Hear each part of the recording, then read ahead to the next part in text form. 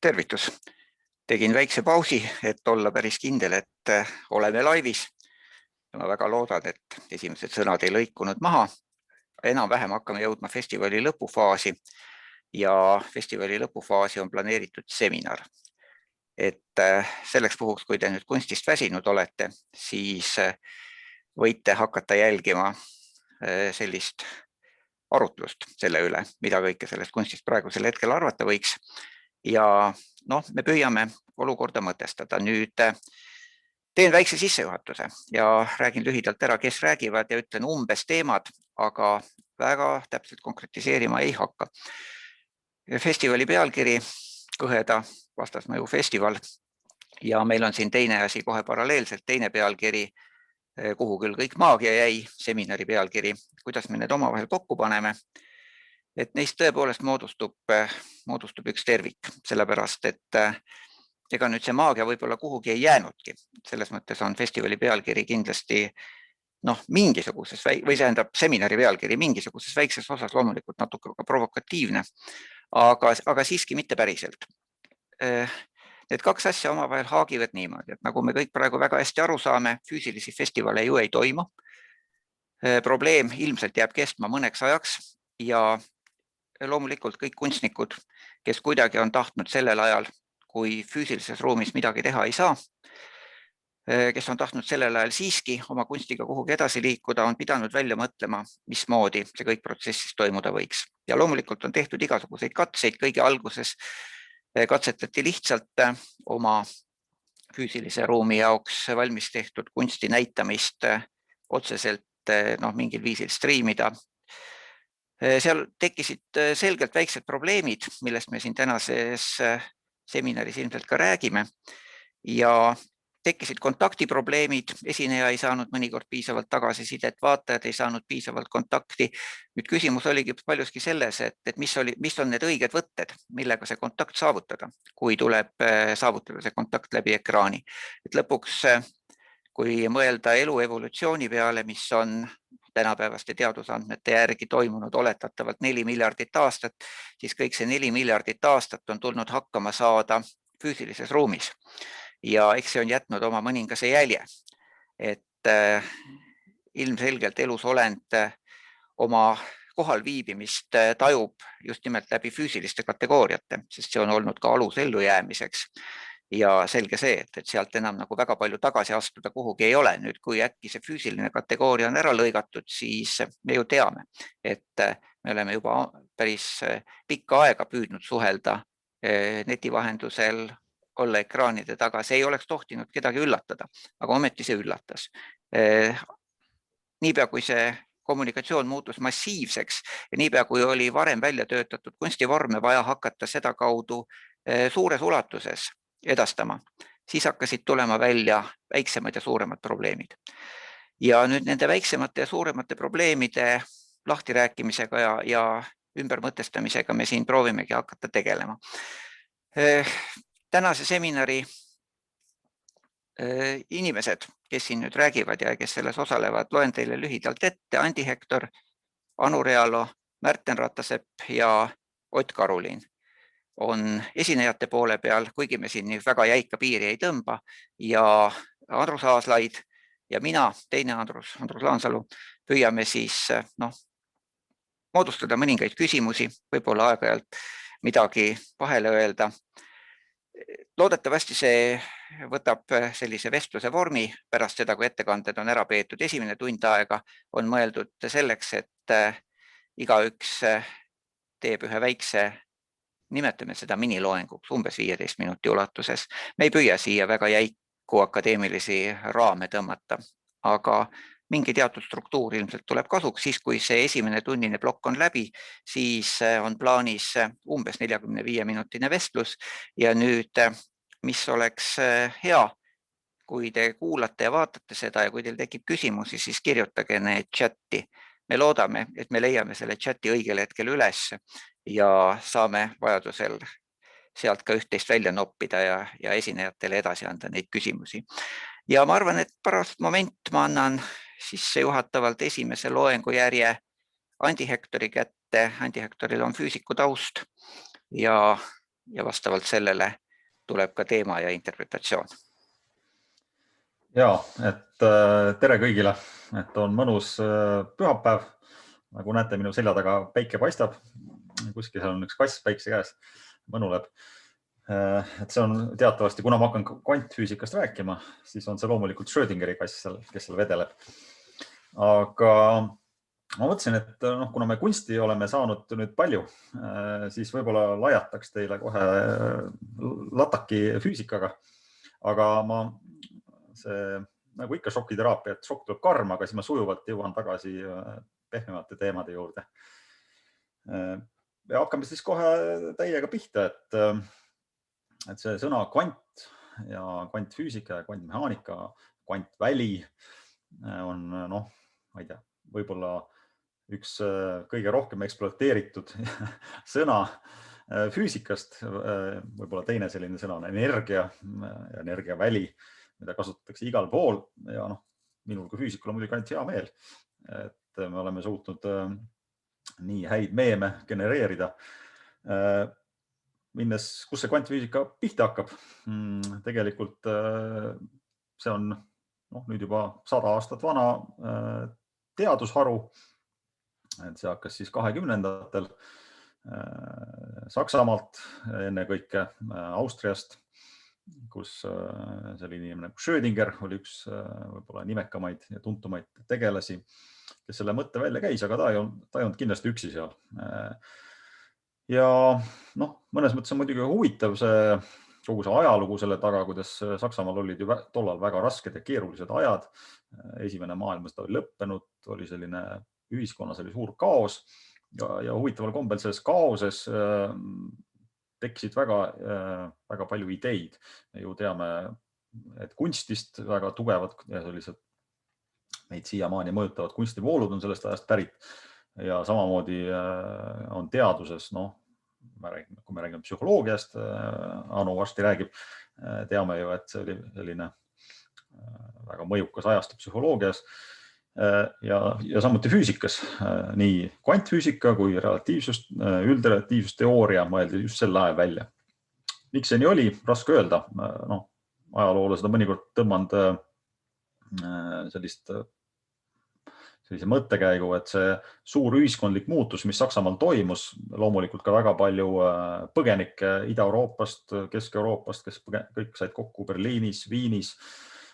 See kõik soodustas sellist ideede vahetust, piirid olid mingis mõttes nii-öelda vana kultuur oli purustatud ja selline keskkond tekitab, on väga hea selline kreatiivne supp, kus hakkavad uued ideed üles tõusma kahjuks ja mõnikord juhtub ka see, et sellisele väga kreatiivsele perioodile võib järgneda vastureaktsioonina väga sünge ajastu, nagu algas 30-ndatel Saksamaal ja et jah, kahjuks maailm on selline, aga ärme läheme sinna.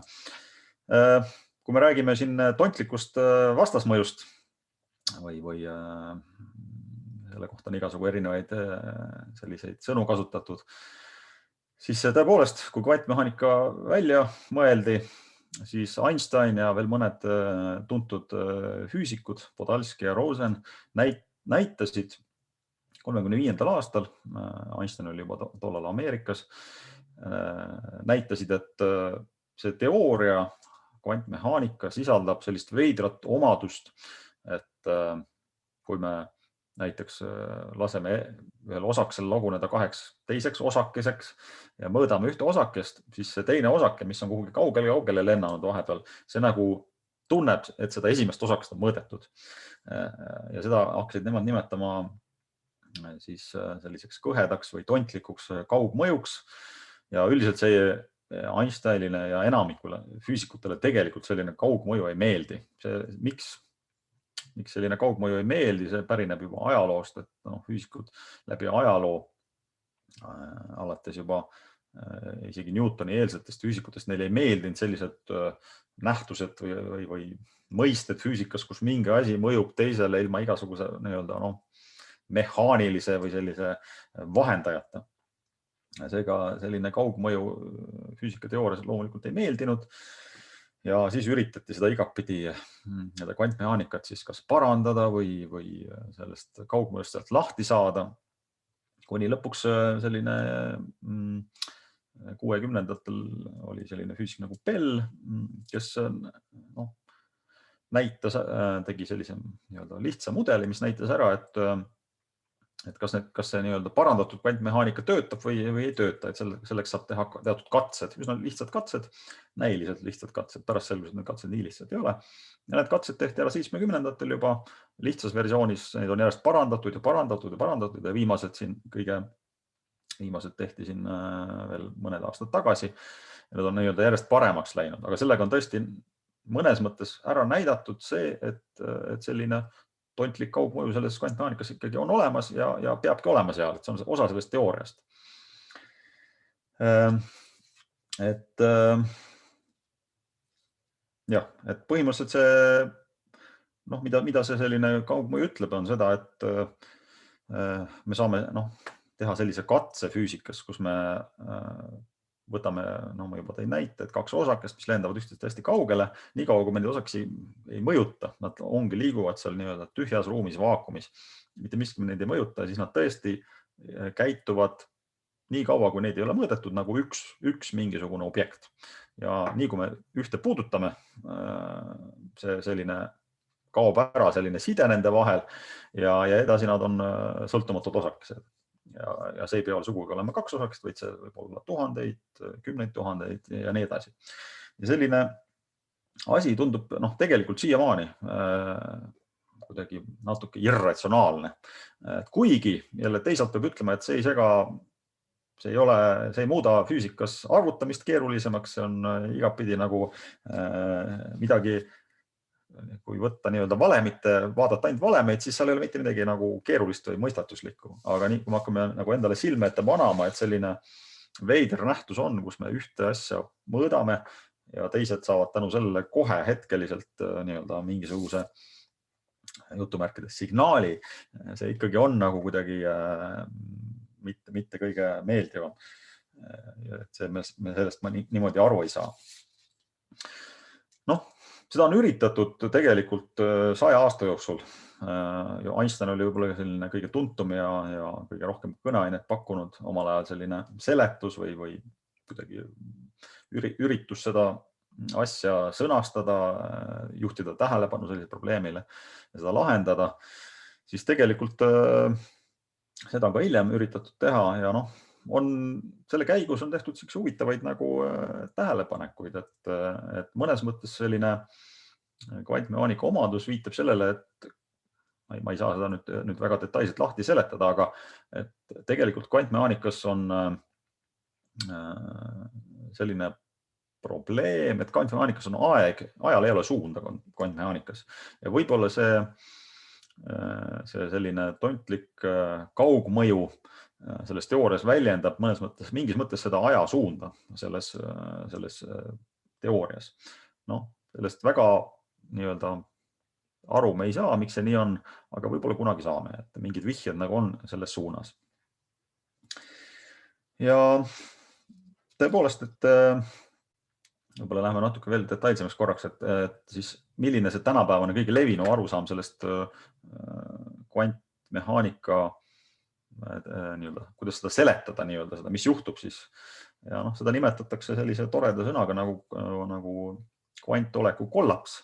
Et kui me midagi mõõdame kvantmehaanikas, mingit kvantobjekti, siis kui meie mõõtja sekkume, siis toimub selline mingis mõttes nagu kollaps ja see kvantolek rikutakse ära, aga me saame vastu teatud mingid numbrid, mida me mõõtsime. Ja see on tõesti selline, ei ole ilus seletus, aga teisalt ega meil ka paremat ei ole ja tegelikult see ei sega füüsikutel jällegi üldsegi kasutamas seda kvantmehaanikat. Mõnikord on niimoodi, et me võib-olla inimesena tahame liiga palju piiluda selle taha, mis meil on töötav, ma ei tea, meie kell näitab aega ja siis me liiga palju urgitseme nende sammasratastest, mis seal kellaplaadi taga on. Et miks ta seda aega näitab, et võib-olla me ei peaks sellele mõnikord mõtlema. Mina sellist lähenemist ei poolda, aga võib-olla aeg-ajalt on see kasulik.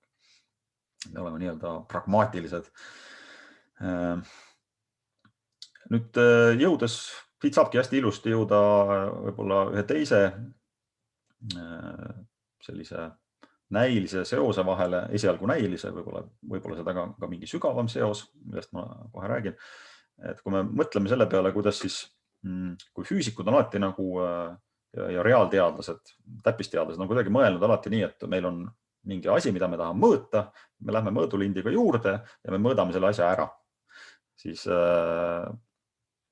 kvantmehaanikas nii enam teha ei saa, sest nii kui sa lähed mõõdulindiga juurde, sa nii-öelda segad seda süsteemi ennast ja sa natuke rikud ära selle mõõtmistulemuse. Siis kui me räägime ühiskonnateadustest või psühholoogiast, siis seal on kogu aeg teatud, et kui me läheme inimest mõõtma mingi testiga näiteks, me teame, et me ka see, kuidas me testi üles ehitame, see alati mõjutab seda testi tulemust. Et me alati peame nagu arvestama mingis mõttes selle mõjuga, mida me tekitame. Et füüsikutel on see, ütleme siiamaani veel natuke selline, me nagu ei mõtle selle peale. Ja me väidame, et see ei ole nagu oluline.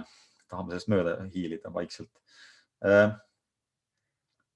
Ja siis on juhitud tähelepanu sellele, et see võib-olla on näiline selline sarnasus, aga jällegi ühiskonnateooriates ja ka inimese ajuuuringutes on näidatud, et teatud kvantmehaanikast pärit, jällegi füüsikud ütlevad matemaatilised mudelid, see matemaatiline, need valemid, mida me seal kasutame, et seda saab kasutada tegelikult üsna hästi teatud ühiskondlike protsesside kirjeldamisel ja ajus toimuvate protsesside kirjeldamisel. Ja sealt on siis jõutud sellise mõtteni, et võib-olla olete kuulnud sellist sõna nagu kvantarvuti. Et see on siis selline arvuti, mis ei kasuta klassikalist füüsikat, vaid kasutab kvantfüüsikat oma toimimiseks. Ja kvantarvuti tegelikult saabki töötada ainult tänu sellele nii kiiresti, et seal kvantarvuti sees tegelikult käib kogu aeg selline kaugmõju. Et seal kõik olekud on suhtlevad omavahel ilma energiat kulutamata. Ja siin on ka mõned ajuuurijad nagu spekuleerinud, see on täielik spekulatsioon siiamaani, et võib-olla ajus on ka mingid protsessid, mis põhinevad sellisel kvantarvutilaadsel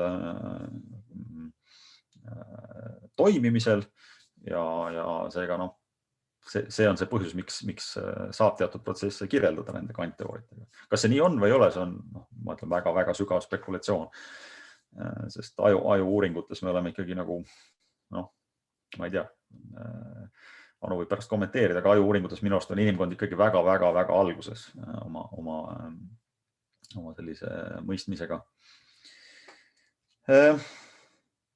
Jah, et ja võib-olla selline, kui tahame jõuda siin teatrini ja kunstini, siis üks koht, kus kvantimehaanikast pärit sellist matemaatilist teooriat jällegi üsna edukalt on kasutatud, on kommunikatsiooniteooria. Sest kommunikatsioon on alati selline protsess, kus sa ei saa nagu torust infot sisse pumbata ja teine pool lihtsalt võtab selle passiivselt vastu. Et see on alati tagasisidestusega protsess, kus käib üksteise mõjutamine väga oluliselt. Aga seal on näidatud, et sellised on olemas teatud lihtsamad matemaatilised mudelid kommunikatsiooniteooria jaoks, et seal kvantteooriaga jällegi töötab üllatavalt hästi.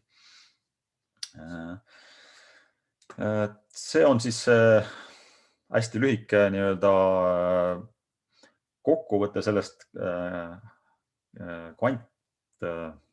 tontlikust kvantmõjust, mis siis füüsikuid on, võiks öelda, kas häirinud või ärritanud või mõtlema pannud, miks see kvantmehaanika selline on. Nii, aitäh, Andi.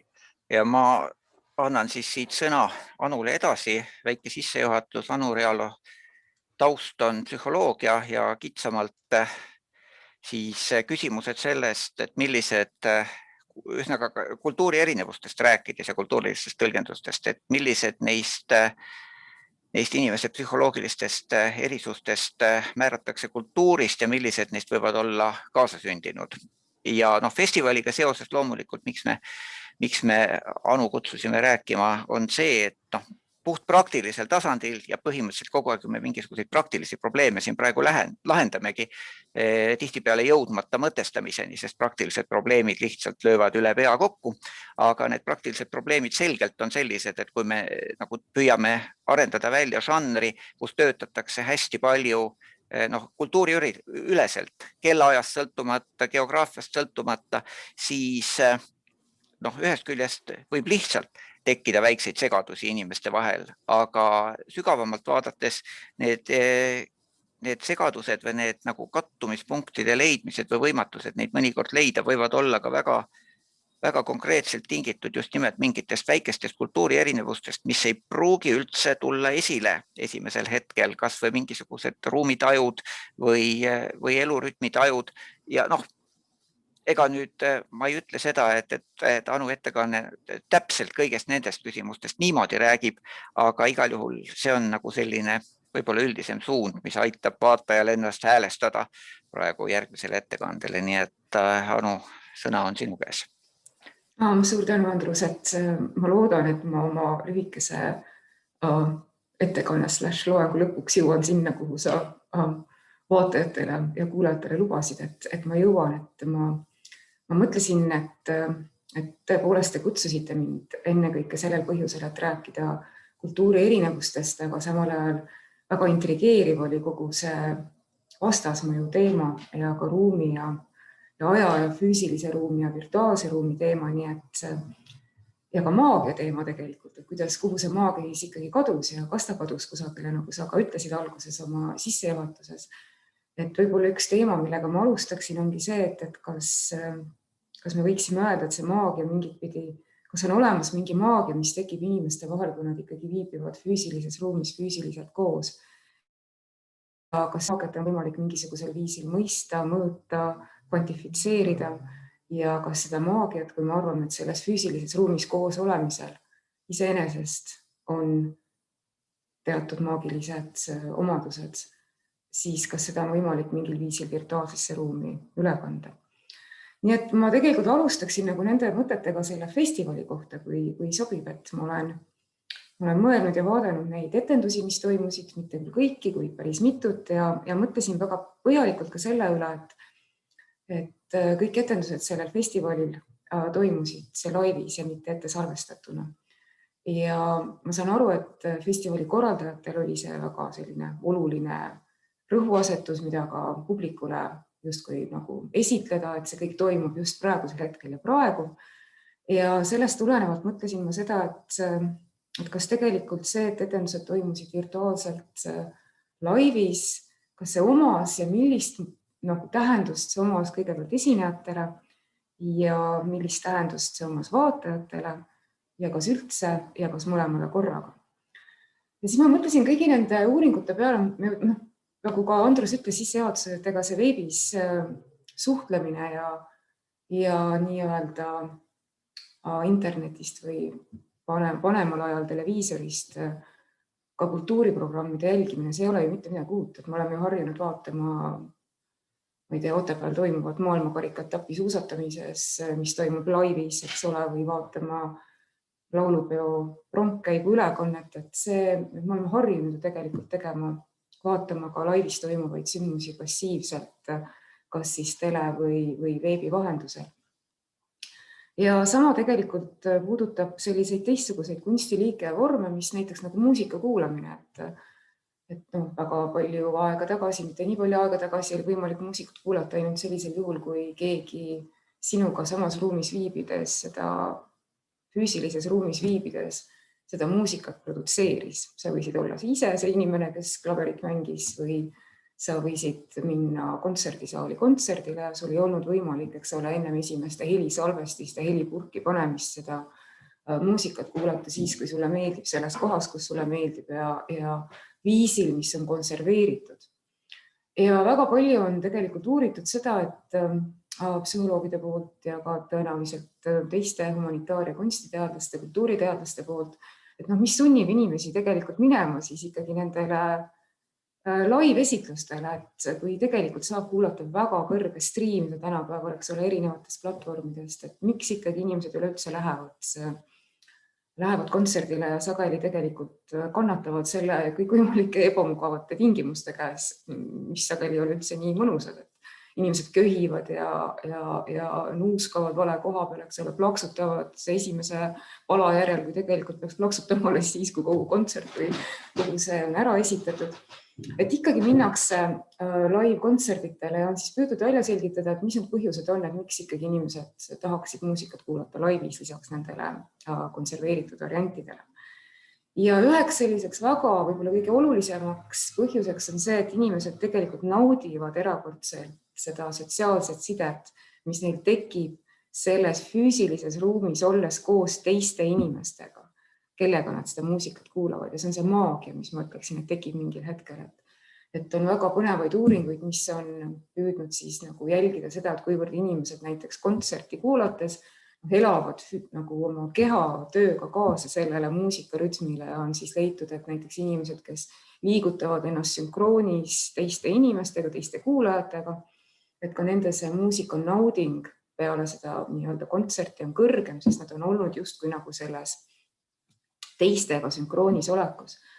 Ja kui vaadata nii-öelda arengupsühholoogilisi uuringuid, siis me näeme, et juba tegelikult beebide puhul selline muusika järgi sünkroonis liigutamine on just nimelt nagu üks nendest signaalidest, mida siis nad beebid kasutavad selleks, et nad nii-öelda siis õpivad looma neid erinevaid sotsioafektiivseid seoseid ja õpivad sealjuures ka altruistlikku käitumist, eks ole. Nii et see on see esimene asi, et selles on midagi, me liigutame koos ennast selle muusikarütmis, sellest tekib mingi maagiline kogemus, mis on enamat kui see, kui ma kuulen seda salvestust, mida ma tean tegelikult peast.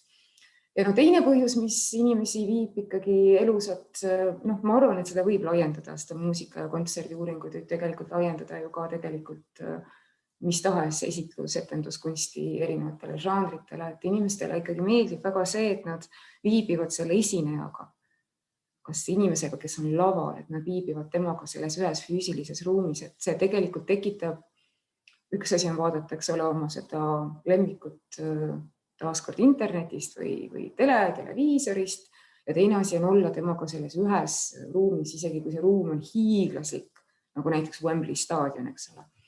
Aga et neil tekib justkui tänu sellele see teatud personaalne suhe ja neile meeldib see, kui esinejad loomulikult vaatajatega suhtlevad, neile meeldivad kõik see live-sündmuste selline ootamatus, spontaansus, ka nende vead tegelikult, mis võivad ju eksimused, mis võivad tulla live esinemistes, siis need teevadki selle nagu mõnes mõttes perfektsemaks kui selle nii-öelda perfektse salvestuse. Ja samuti inimestel tekib tunne, on uuritud, et neil tekib tunne, et nende kohalolu suudab mõjutada seda, ja nüüd me räägime sellest vastasmõjust, mis üldse ei ole võib-olla nii kõhe, vaid täiesti nagu hoomatav, et tekib tunne, et neil on võimalik mõjutada seda, mis toimub laval ja ma ütlen, et see on tunne, sest ega see võib mõjutada, see ei pruugi, see võib olla näiline, kuid see annab inimestele taaskord mingi sellise midagi enamat kui lihtsalt selle muusika, salvestatud muusika või salvestatud esitluse vaatamine. Ja ma mõtlesin, et selle käesoleva festivali etenduste puhul, et kas ja kuivõrd siis nagu need erinevad tingimused said täidetud, et kas ja kuivõrd siis inimestel virtuaalne jagatud ruum, kui me mõtleme nüüd nende vaatajate peale, etendused olid laivis, need toimusid samal ajal, aga kas see virtuaalne ruum suudab pakkuda seda sama sotsiaalset, seda rütmis kaasa ühes samas rütmis nõtkumist nii-öelda, kas me tunneme seda, et me nõtkume, võngume kõik selles ühes rütmis, mida näiteks siis need erinevad esinejad või selline muusika meile pakkus. Ja et mulle tundub uuringuid, ma kindlasti ei ole nii palju, kui neid võiks olla ja ma arvan, et need uuringud hakkavad üha rohkem ja rohkem tulema. Et mulle ikkagi nagu tundub, et selle ruumi jagamiseks tuleks teisi näha. Et raske on ikkagi inimesel ette kujutada seda, et me teame, et need tuhanded teised inimesed on seal olemas, aga kas sellest ettekujutusest tõenäoliselt ikkagi selle maagia tekkimisest jääb väheks, sest võib-olla ikkagi oleks oluline see, et me suudame näha neid teisi inimesi, kes meiega seda virtuaalset ruumi jagavad. Ja loomulikult keerulisem on juba see, kuidas selles virtuaalses ruumis kõiki neid emotsioone ja oma seda nii-öelda neid tunnetusi jagada, sest see kõik on ju teatud määral piiratud ka praegu, kui ma vaatan seda ekraani, siis ma näen selles vestluses osalejate väga piiratud osa nende kehast Ja tegelikult ma tunnistan ausalt, et ma ei suuda jälgida teid kõiki korraga praegu, sest ma selleks, et tekiks tunne, et meil on silmside vaatajaga, ma püüan vaadata, eks ole, kaamerasse, mis tähendab seda, et ma ei jõua vaadata Otti vasakul pool, Andrust paremal pool ja Andi paremal all nurgas. Andi täitsa pole lootustki, et ma pean nagu püüdma fokusseerida sinna, sest ta on juba kaamera valgusest nii kaugel. Ja kuidas siis see emotsioonide jagamine selles kõiges toimuma saab? Ja teine põhjus, ma mõtlesin, et kõik see nii-öelda see virtuaalse koosolemise puhul, et kas ja kuivõrd siis tegelikult see auditoorium suudab mõjutada ka selle live etenduste puhul esinejat, et me teame jälle uuringutest, et tegelikult see vastasmõju on olemas, et näiteks live-etendused ja live-kontserdid, et need tegelikult on väga erinevad sageli sellest nii-öelda stuudiosalvestusest ja ma ei mõtle mitte seda, et inimesed teinekord ei oskagi korralikult laulda ja tuleb välja, et kui nad lähevad live-kontserti tegema, siis ei võta mingeid noote välja, aga tegelikult ikkagi on leitud, et see energia, mis seal tekib ja nii-öelda selline see publikuga suhtlemine, et see tekitab täiesti teistsuguse esituse.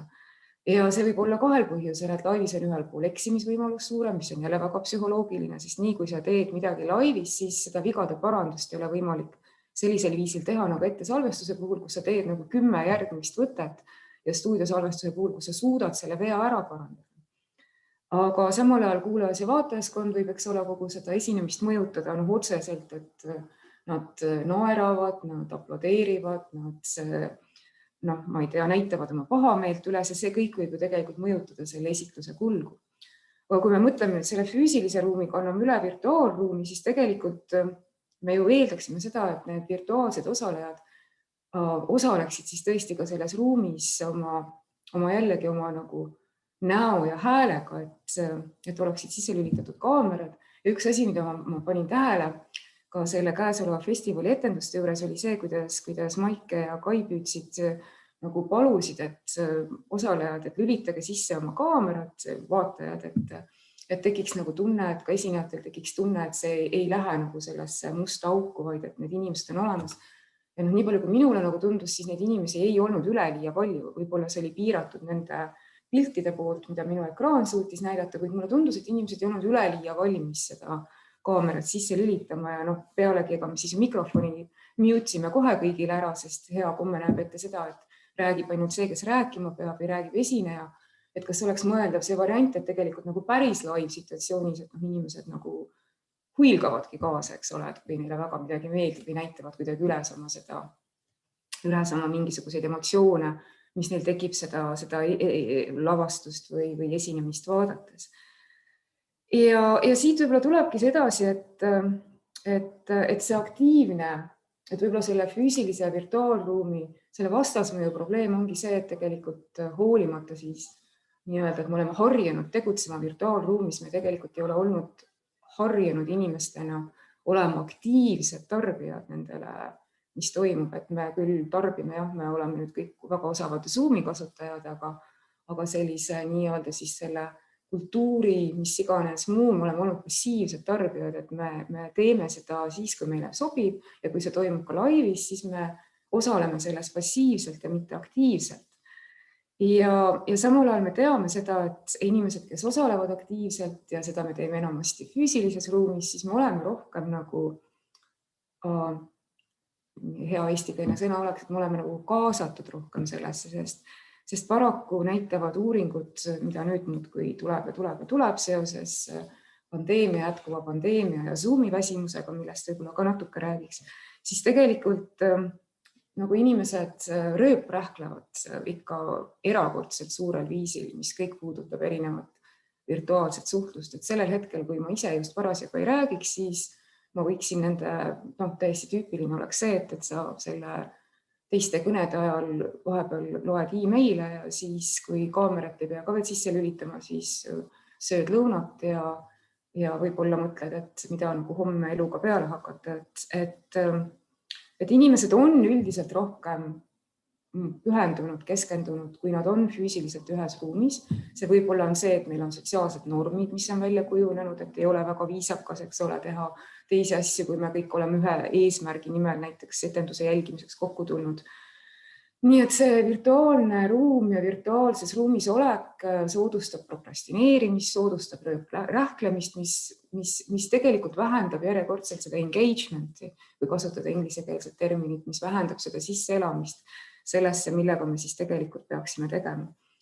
Ja siit võib-olla olekski see mõte, et see Zoomi väsimus, millest hästi palju nagu räägitakse, et kas see kuivõrd see võib siis tegelikult üle kanduda ka kogu sellesse nii-öelda sellisesse festivali keskkonda, et Zoomi väsimuse all küll me mõtleme täpselt seda praegu, et kas see kuivõrd see, et me teeme seda paneeli või seda arutelu nüüd veebi vahendusel, et kas see kuivõrd see meid osalejatena, eks ole, kurnab tegelikult rohkem, kui ta kurnaks võib-olla meid juhul, kui me kõik istuksime koos ühes ruumis, ja näeksime üksteist füüsiliselt, et tegelikult seda on nüüd püütud hästi palju uurida, et mis seda põhjustab.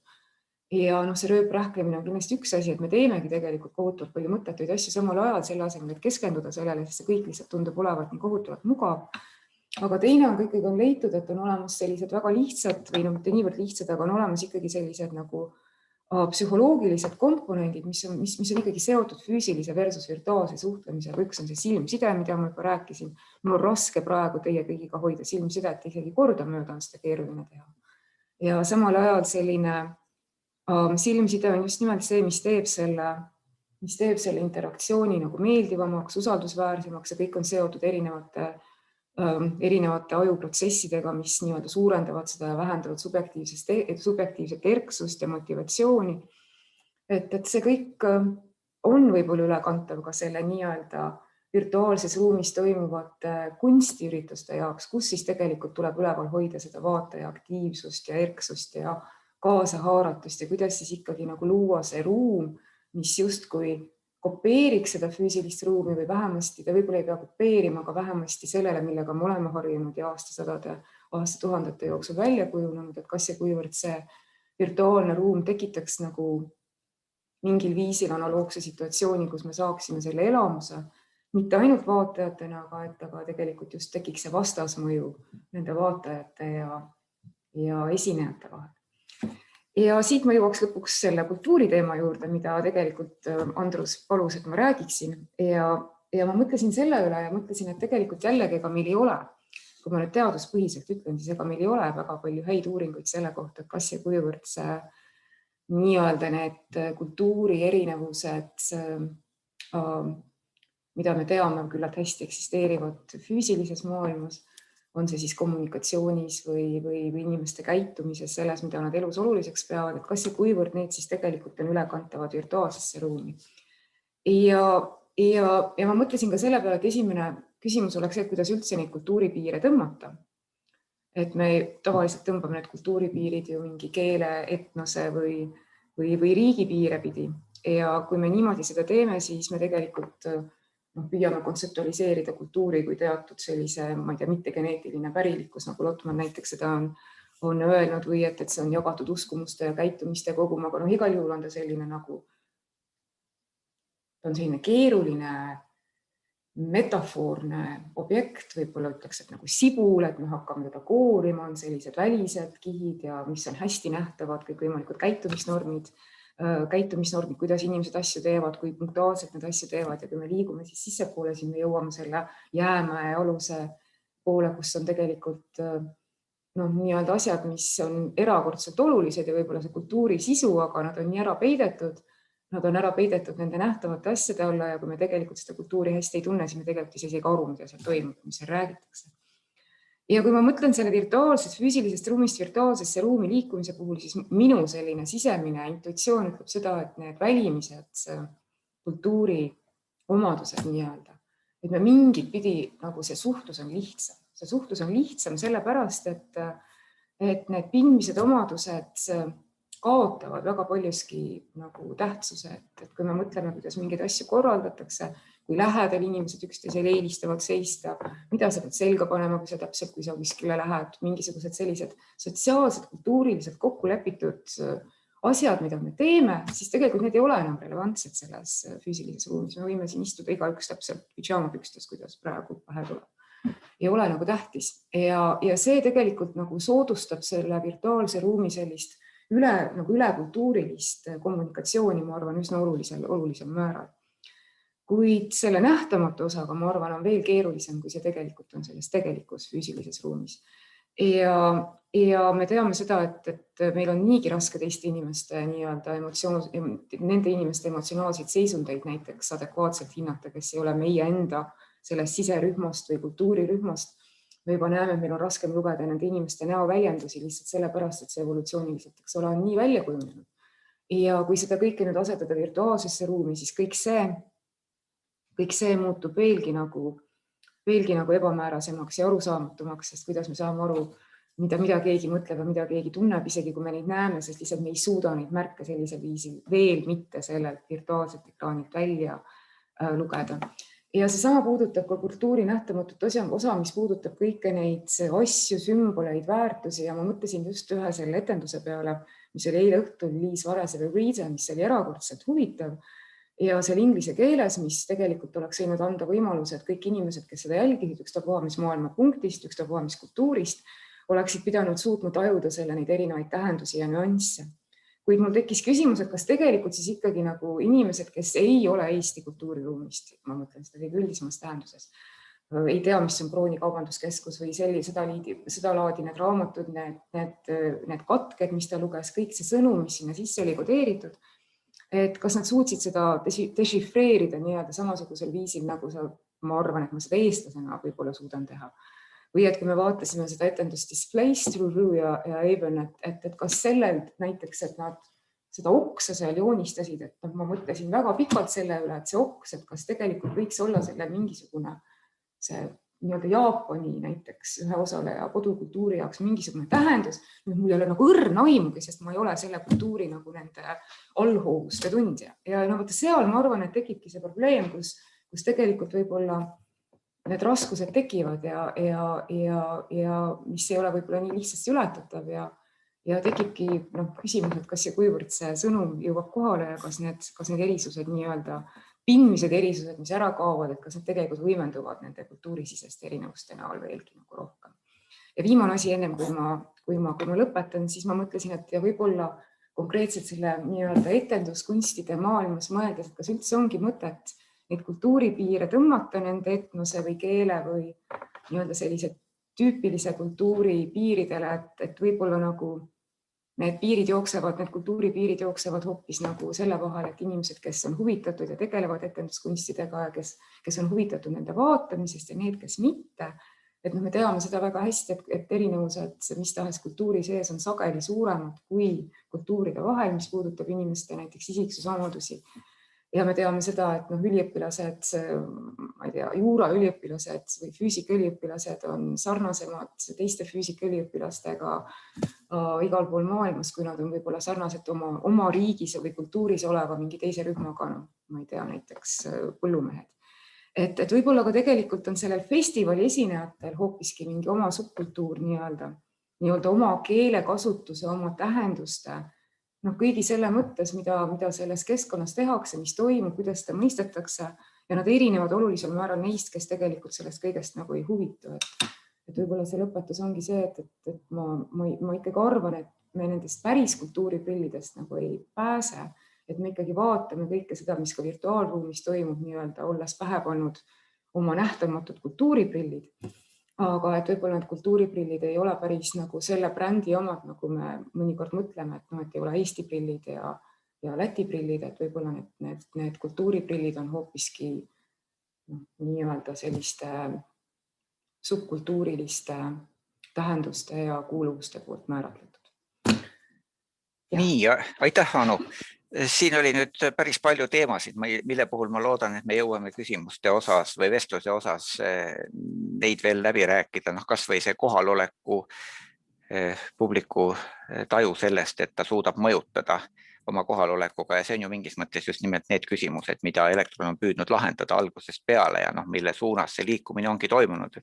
Et ta põhimõtteliselt, eks ole, vaatad seda ja tõstad üles täpselt need küsimused, eks ole, esimese vaatamisega, mis on meil siin rohkem kui aasta või umbes aasta on olnud põhiline küsimus. See on iseenesest ka väga hea, et need asjad omavahel niimoodi sünkrooni lähevad, et see küsimustik tundub olevat sarnane. Aga siin oli veel väga huvitavaid teemasid. Ühesõnaga, et ma loodan, et me jõuame selleni nüüd järgmiseks juhatan sisse Märten Ratassepp, kirjandusteadlase taustaga ja kui Märteniga rääkisime, et mis võiks olla teema, siis jutt ei tule kirjandusest ja kirjanduslikest seostest. Jutt tuleb pigem sellest, et millised on olnud need vormid või millised on just praegu need vormid, mis samamoodi ekraanil levivad etendus- ja esinduskunstide katsetega olla ekraanil. Paralleelselt nendega on ju tegelikult olemas terve hulk vorme, mis on arendatud välja samamoodi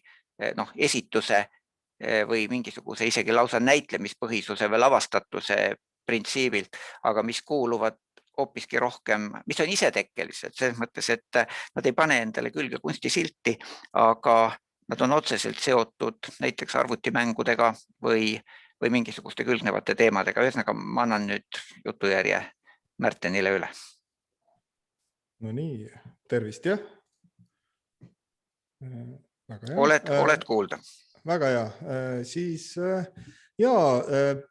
sellisel rajal ma umbes algan, aga enne seda ma tahtsin kohe alustada millegi ajastu kohasega, mis mind on kummitanud selle pandeemia alguses saati. See on seotud teatri ja kunsti loomisega katkuperioodil ja mind ikka kummitab see, kuidas kui ma lugesin, et kuulus Globe Theater, kus tegutses keegi Shakespeare, kunagi ammu näitekirjaniku ja lavastajana, oli selle tegutsemisajal, esialgse toimimisaja raames Londonit rüüstanud muhkkatku epideemiate tõttu siis vahemikus 1593 kuni 1613 ehk siis umbes 20 aastat suletud kokku 86 kuud selliste 14 või rohkem kuuste etappida. Nii et 7 aastat oli ta suletud ainult seetõttu, et mingi katk oli ja ühtegi digitaalset või virtuaalset lahendust tollal ei olnud võtta, nii et vähemalt seegi lohutus meie moodsasse aega, et me saame kunsti või meelelahutuse või teatri mingilgi moel koju kätte.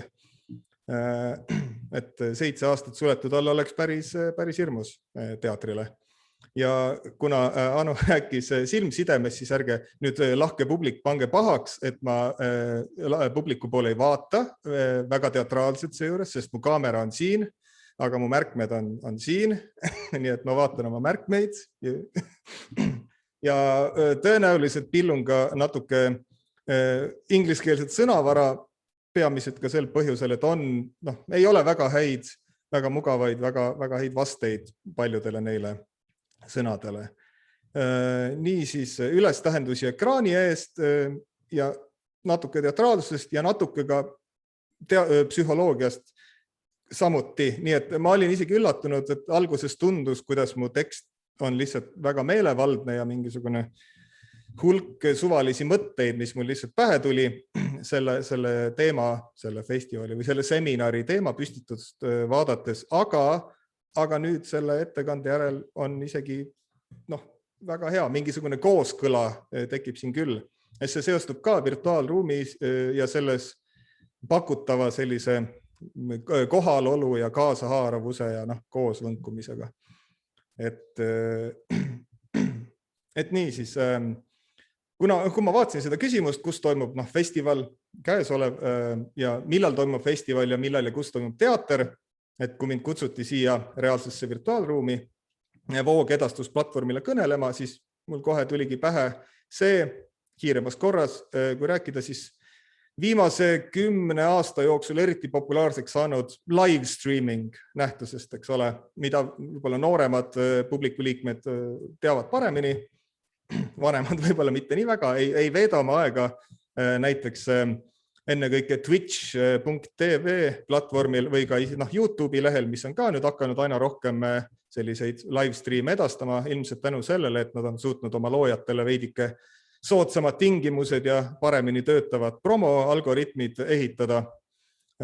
Ja ma natuke neist räägikski, ei puuduta siin puhul nõnda nimetatud vlooge, videopäevikuid, videoloog või muud taolist. Aga et kui küsida, kus ja millal ja kui palju toimub teatrit, siis vahel mul tekib tunne, et mingisugust teatrit toimub lihtsalt ülevoolaval määral ja ala lõpmata. Nii et Twitch ja live streaming. Nii, mis tüüpi neid kõigepealt leidub neile, kes ei ole tuttavaid? Neid on juba päris eri tüüpe, kõige levinumad on muidugi arvutimängude läbimängimiste edastused, nõndanimetatud let's play formaat, mis hakkas juba varasemalt, enne kui live streaming sai teoks, algas nagu YouTube'i ja Vimeo ja sellele eelnevate asjade pealt. Kuid selle kõrval leidub ka kogukondlikumaid publikut kaasa hõivavaid nii-öelda co-op, cooperation või multiplayer mitme inimese mänge ja eks arvutimäng on selline puha moodsa aja meelelahutuse kunstivorm, mis on tõepoolest mõeldud ka paljuski sellele platvormile nagu sobima või õigemini vastupidi platvorm ehitus sellele, et nagu nii-öelda demonstreerida, näidata seda tüüpi mänge, eriti siis, kui edastusvõimalused muutusid nagu piisavalt võimsaks, eks ole, et kui oli võimalik seda teha.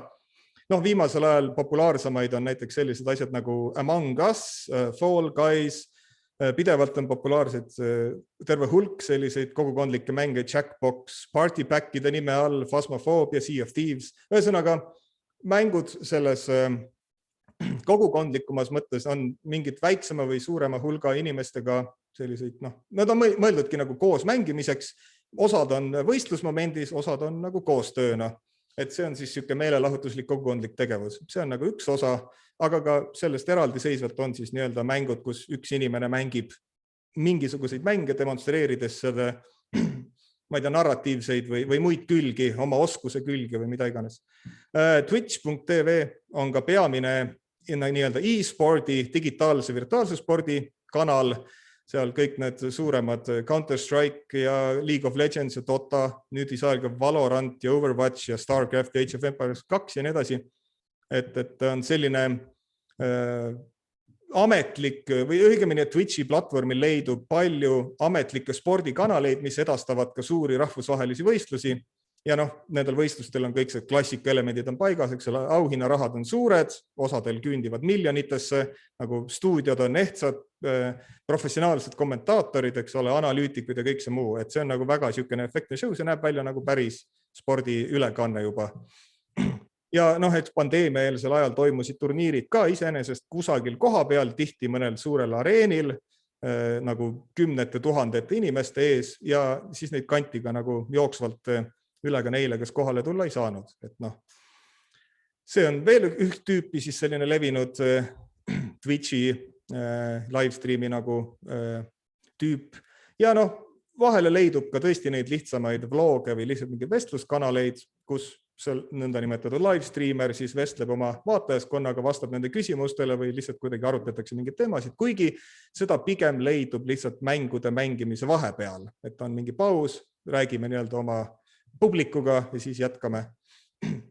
Ja aga see on tõsi, et tänapäeval on palju inimesi, kes on saanud sellega kuulsaks ja selles punktis on nüüd võib-olla kokkulangevus või paralleel nõnda nimetatud nagu influenceri või selle suunamudija kultuuriga kõige otsesem või selgem, aga on ka lihtsalt inimesi, kes on saanud kuulsaks juba varasemalt mingite muude asjadega ja siis nüüd nad lihtsalt kasutavad seda platvormi, et suhelda oma fännidega, et seal on näiteks kirjanikke ja selliseid tüüpi. Et siis nende isikute enda lähenemine sellele edastamisel võib ka erineda, eks ole, on palju neid, kes kaamerat ei kasuta, ennast ei näita. Nad on lihtsalt häältühjuses ja nad näitavad ainult oma ekraani ja sellel töötavat mängu. Või vahel, kui neil on kaamera, siis see kaamera on selle jaoks, et neil on mingisugune tore lemmikloom, näiteks kass, keda on nii tore näidata kusagil ekraani peal nurgas. Hästi südamlik, sest kass on ometigi palju huvitavam kui inimene ise. Ühesõnaga, sellest järelduvalt on hulk livestreamereid, kes kasutavad kaamerat ja nad saavad ka selle minu väikese jutu raames ilmselt kõige rohkem tähelepanu, kuna ka nende võib-olla teatraalsuse küljed on nagu kõige ilmsemad ja kõige selgemad ja sellest tuleb ka välja kõige huvitavam selline performatiivsuse ja ka võib-olla performatiivse eheduse ja siiruse nagu küsimus. Ja on ka huvitav, et nagu on sellised livestreamerid, kes siis teevad oma ülekandeid ja nad teevad seda nagu igapäevaselt väga tihti ja nad teevad seda tunde järjest, vahel nagu terve päeva kui tarvis. Ja niimoodi, et kaamera, eks ole, kogu aeg töötab. Et see on päris ekstreemne. Tundub, et võiks väga kurnav olla, aga pole ise proovinud, eks ole. Ja veel eraldi, viimasel ajal on ka hästi huvitav, et on on ka neid, kes kasutavad mingit laadi animeeritud 2D või 3D mudelit, mis siis on mõni loom või mõni inimene ka. Palju on selliseid võib-olla anime, Jaapani anime nagu stiilis näkke. Aga et see on selline kujutis, mis natuke liigub ja ta imiteerib rääkimist sellel hetkel, kui see programm nagu saab audiosignaali. Nii et nii-öelda, et sul on põhimõtteliselt nagu mingi eriti küberpungilik nagu avatar, nii nagu seda 890-ndatel küberpungis leida, et selline live streameri selline avatar, digitaalne kujund, kes seda inimest esindab ja kes siis imiteerib ka nagu suhtluse ajal sellist kõnelemist. Nii, et siis ja siin ma kõigepealt hakkasin mõtlema lihtsalt laiemalt selliste teatraalsuse või lavastuse elementide peale, mida võib kohata nagu selliste tavainimestest, eks ole, live-streamerite puhul, kes siis kasutavad kaamerat.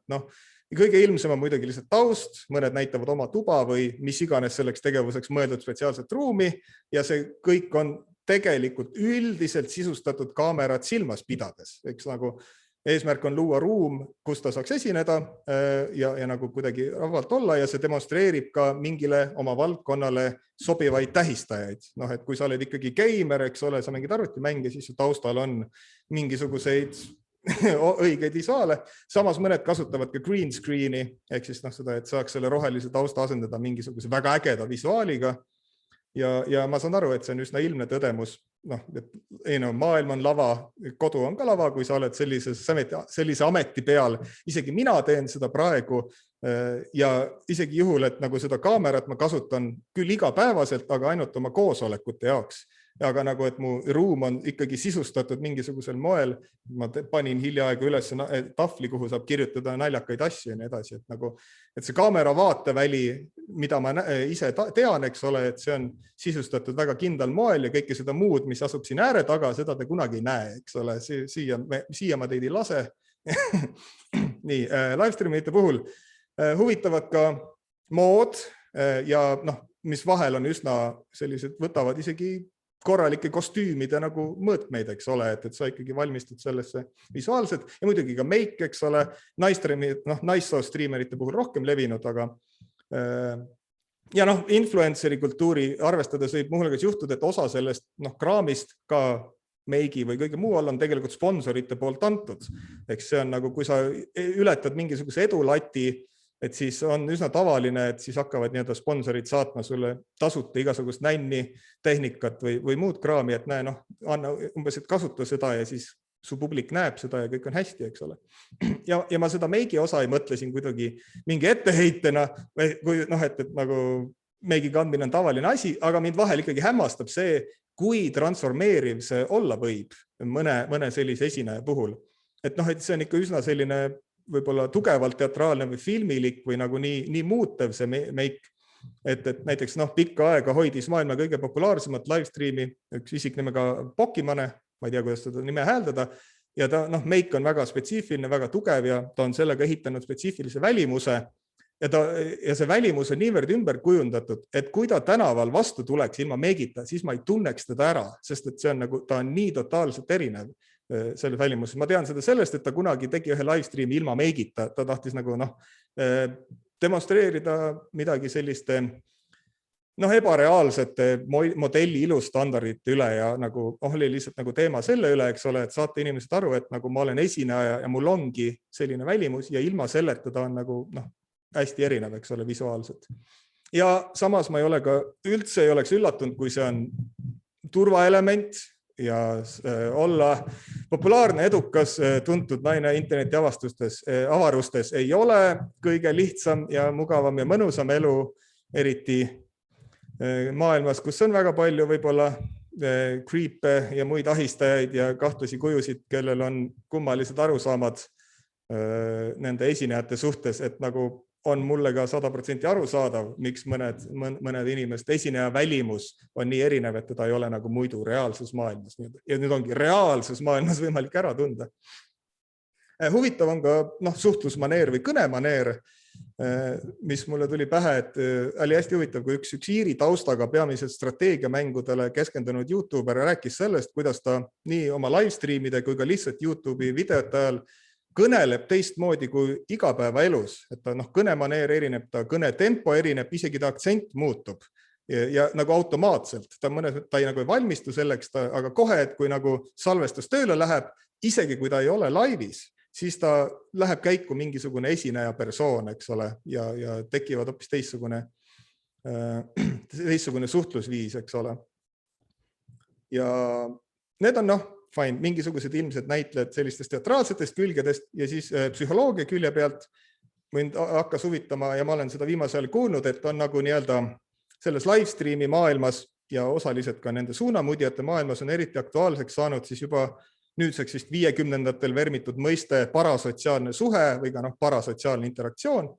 Ja see on, ma nüüd tegin kiire wiki lugemiseks, parasotsiaalne interaktsioon on selline psühholoogiline suhe publiku või mõne massimeedia, nüüd ei saa siis sotsiaalmeedia või ka podcasti juhtide või muude selliste inimestega, et mõne suhe siis publiku liikme ja mõne massimeedia kaudu vahendatud isikuga või esinejatega. Ühesõnaga kipub juhtuma see, et vaataja või kuulaja hakkab mõtlema esinejast kui sõbrast, ehkki nende interaktsioon on reaalselt, eks ole, väga piiratud, üsnagi piiratud. Ja see on võib-olla ka koht, mida need livestreamid on kõige rohkem või hästi tugevalt muutnud, kuna see esineja ja publiku vaheline suhtlus on muutunud ka väga otseseks ja palju aktiivsemaks kui muidu, kui televisiooni või raadiosaate või et see on kõige rohkem, mis võib-olla seostub selle eelmise ettekande kontserdi teemaga. Et nagu livestreamer vaatab oma seda jooksvat chatti, eks ole, mis võib sõltuvalt nende edukusest olla väga, väga aktiivne ja nad suhtlevad nendega, eks ole, vastavad küsimustele. Seesama livestreamer on tihti ka teavitatud, kui keegi hakkab tema kanalit jälgima, nii-öelda follower, eks ole, või kui keegi annab sisse nimetatud subscriptioni, eks ole, sellise igakuise tellimuse, see on tavaliselt standardi kohaselt vist on $5 per kuu, eks ole, et kui sa oled vaataja, sa oled publiku liige ja sul on mingisugused lemmik livestreamerid, et sa saad neid otse rahaliselt toetada sellise igakuise tasu näol. Ja neile aktidele on siis põhjust nagu otseselt reageerida, mingisugust tänulikku kommentaari kujul tavaliselt, see ka ilmub ekraanile või muid selliseid asju. Ehk siis on nagu palju erinevaid hetki, kus livestreamer suhtleb konkreetselt ka nimeliselt inimestega nagu oma publiku seas. Ja kanali suurenedes võib see muidugi aina keerukamaks muutuda, kui kellelgi on nagu regulaarselt 10-30 vaatajad, 10-30. See on niisugune väike kogukond, sellega on lihtne suhelda, aga on ka inimesi, kellel on regulaarselt sadu või tuhandeid või kümneid tuhandeid või nagu ikka üüratud hulgad vaatajaid, võib-olla isegi miljoneid, kui väga suureks kasvad. Ja nagu eks nemad siis teatud punktist alates nii aktiivselt ja otseselt ei suhtle, kuna see tekstivoog ja see on ilmselt nagu see interaktsioon on nagu väga mahukas, aga seal on mingisugune kriitiline vahemik, kus see on hästi levinud. Aga huvitav on siis see, et selles momendis nad mõnes mõttes nad siiski suhtlevad nagu avatult või siiralt võib-olla, mingil määral selle publikuga, nende inimestega võib-olla isegi, aga et see on nagu see publik on tõesti sellises ühes massis, eks ole, tõesti. Et aga ühesõnaga parasotsiaalne interaktsioon on illusoorne kogemus, kus meediatarbija käitub esineva isikuga just kui nad oleksid hõivatud mingisugusesse vastastikusesse suhtesse ja see kipub niimoodi aja ja kordamisega süvenema ja mida rohkem see vaataja süveneb või huvitub esineja elust, see tähendab, et ta nagu on investeeritud tema ellu, see, mida ta näeb selle kaamera kaudu, seda rohkem on hakanud tekkima sellised või võivad hakata tekkima illusoorsed arusaamad mingist sõprusest või mingist intiimsest või nagu isegi samastumisest, eks ole. Ja just eriti selles olukorras, kus see esineja sinuga otseselt suhtleb, nagu ma mainisin enne, või isegi olukorras, kus see sama nagu, kus nagu tegelikult see streamer suhtleb massiga, suhteliselt anonüümse suure massiga, aga see kõik on piisavalt vahetu ja siiras ja ehe, et see nagu meenutab, nagu see puudutaks sind, nagu räägitaks sinu kui isikuga, kuigi üldiselt ta räägib nagu kõigiga korraga, eks ole. Ja ma ütleks, et võimalik, et seda parasotsiaalset suhet võimendab siis tänapäeval too poolnäiline ehedus, siirus ja usalduslikkus, mida nagu livestreamerid väljapoole esitavad ja mida voogedastusplatvormid mõnes mõttes tegelikult ka on hakanud aina rohkem soodustama mõnes mõttes. et ühelt poolt mingit laadi kogukonna loomine on striimeri jaoks vajalik, eriti kui nende publiku suurus kasvab ja on kasvamas üle mingi kriitilise piiri. Samas seda saab manipuleerida, sest inimesed nimetavad oma publikut nagu kogukonnaks, aga on ka mõned live streamerid ja influencerid, kes nimetavad seda oma perekonnaks ja see järsku tundub hästi kõhe ja hästi nagu manipuleeriv, eks ole, et nagu te olete kõik minu perekond, kõik teie 100 000 inimest, kes mind praegu vaatavad ja annate mulle raha ka veel, aga pole hullu, te olete mu perekond, eks ole. See on nagu siuke kahtlane. Aga tõsi on, et paljud, eks ole, live streamerid teevadki seda mingi tööna ja nad teenivad sellega elatist ja neile on väga raske, nagu neil ei ole võimalik publikut kaotada, eks ole, et nad on sõltuvad üsnagi suurel määral, võivad olla sõltuvad üsnagi suurel määral publiku poolt antava toetusega, mis tõttu nad live streamivad aina rohkem, eks ole, nad esinevad aina rohkem selleks, et oleks põhjust, et suurendada oma publikut ja et nagu oleks võimalik hoida, eks ole, oma elukulud võib-olla kuidagi tasakaalus. Ja on ka vajalik, eks ole, hoida jällegi seda engagementi üleval, vaja mõjuda publikule kuidagi lähedase avatuna ehedana, eks ole, on mõnes mõttes vaja süvendada seda parasotsiaalset suhet mingisugusel määral, et ikkagi inimesed tuleksid tagasi sinu kui nagu niimoodi loomulikul moel vestlema, eks ole. Ja siin on nagu raske aru saada, kus siin see tasakaal on, eks ole, inimesed tegelikult ikkagi on suhteliselt siirad vestlejad, aga see rahaline lisatasand ja see sõltuvus publikust on siuke natukene, see on siuke koht, mida saaks kindlasti väga palju uurida. See on nüüd jällegi piisavalt värske teema, et sinna saaks nagu teaduse pilku veel panna. Ja kõige lõpus veel, ma kohe lõpetangi, et see kummastav selline transaktsionaalne ehedus, nagu võib-olla, mida ma nimetaksin niimoodi, see oli kõigepealt üks näide, et nagu mingit aega tagasi lisas see sama Twitch TV platvorm nõnda nimetatud kanalipunktid, channel points, eks ole, et kui sa vaatad mõnd live streami, mõnda kanalit, siis sulle tiksub sinna chati all ääres, kus sa vestled, tiksub juurde mingisuguseid arbitraarseid punkte, et sul on mingisugune number, mis läheb kogu aeg suuremaks. Ja see on aeg-ajalt mingi minutid tagant, sinna tuleb ka väikene nupuke, mida vajutada, siis sa saad rohkem punkte, eks ole. Muidu saad iga x minuti tagant 10 punkti, aga siis sinna vajutades saad 50. Nii et sa oled kuidagi, eks ole, see on see selline sotsiaalmeedia tähelepanu majandamine, eks ole, et vaata sinna ja siis aeg-ajalt vajuta ka sinna, et sa pead kogu aeg olema keskendunud sellele asjale. Ja nende punktide eest saab see streamer määrata, kui nad seda soovivad, kui nad selle süsteemi sisse lülitavad, mida nad teatud punktisumma kasutamise eest vastutasuks teevad. Ala, et on keegi vaataja, kellel on mingid 100 või 1000 punkte ja siis ta võib nimekirjast valida, mingist nimekirjast, millest live streamer on loonud, et nagu, et ma annan sulle nii palju neid suvalisi punkte, millel ei ole mitte mingisugust väärtust peale, et ta on mingi sinu kasutatud aja nagu numbriline selline, eks ole, vorm. Ja nüüd, kui ma annan nii palju punkte ära, siis et tee midagi sellest nimekirjast, eks ole, joo vett või laula või mis iganes need variandid on, eks ole, et see pole kohustuslik, aga et see loob olukorra, kus esineja reaalajas võtabki publikult vastu mingisugust nänni ja nagu siin on mingisugune kummaline siukene tehing on nagu järsku toimumas ja mingi väga vahetu tehing, eks ole, et nüüd sinul kui vaatajal on nagu mõju teatud piirides selle inimese käitumise üle, mis on ka nagu veider, aga ma saan aru, Twitchi poolt on see väga ilmne valik, dopamiini struktuur, eks ole, numbrid lähevad kõrgemaks ja vaatajad on rohkem sellest nii-öelda engaged, eks ole, ei lähe ära, püsivad kanali juures ja Twitchil on see kasulik, sest mida rohkem minuteid ja tunde inimesed seal püsivad, seda rohkem reklaame saab näidata, sest reklaam, raha, inimene ja tema tähelepanu on jällegi sammu rohkem nagu kaubastatud, võib ka nii vaadata. Aga ja, et see oli see, mis ma jõudsin siin korra kirja panna. On see kuidagi hea või halb?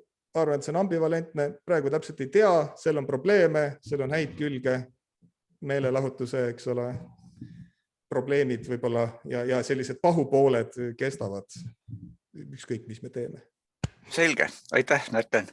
Ja kusjuures siit tuleb muidugi päris huvitav kattuvuste plokk sisse selles osas, et ka Elektroni platvormil on ju tehtud küllalt selliseid, päris mitmeid selliseid esitusi, kus just nimelt see funktsioon, et ühesõnaga, et publikum saab öelda esitajale, mida esitaja peab järgmiseks tegema ja esitaja on valmis improviseerima selle järgi ja leidma lahendusi.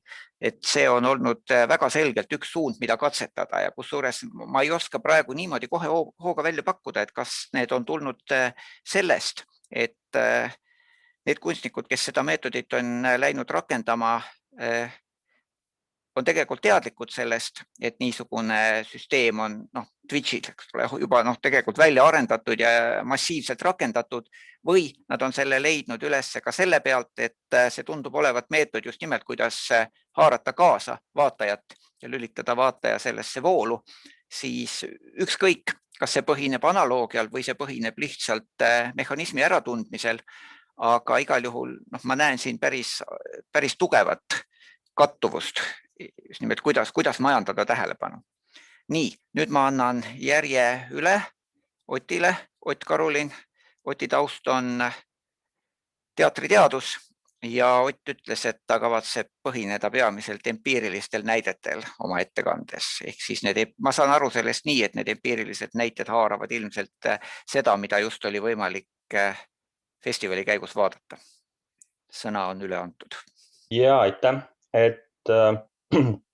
Ma otsustasin sissejuhatuseks, et kuna ettekanneteks ette nähtud aeg on läbi juba, et siis ma kõigepealt kättemaksu kasutan võimalust vastata mõnedele juba tõstatatud probleemidele. Okei, aga me ei muretse selle aja pärast. Jaa, see oli rohkem nali.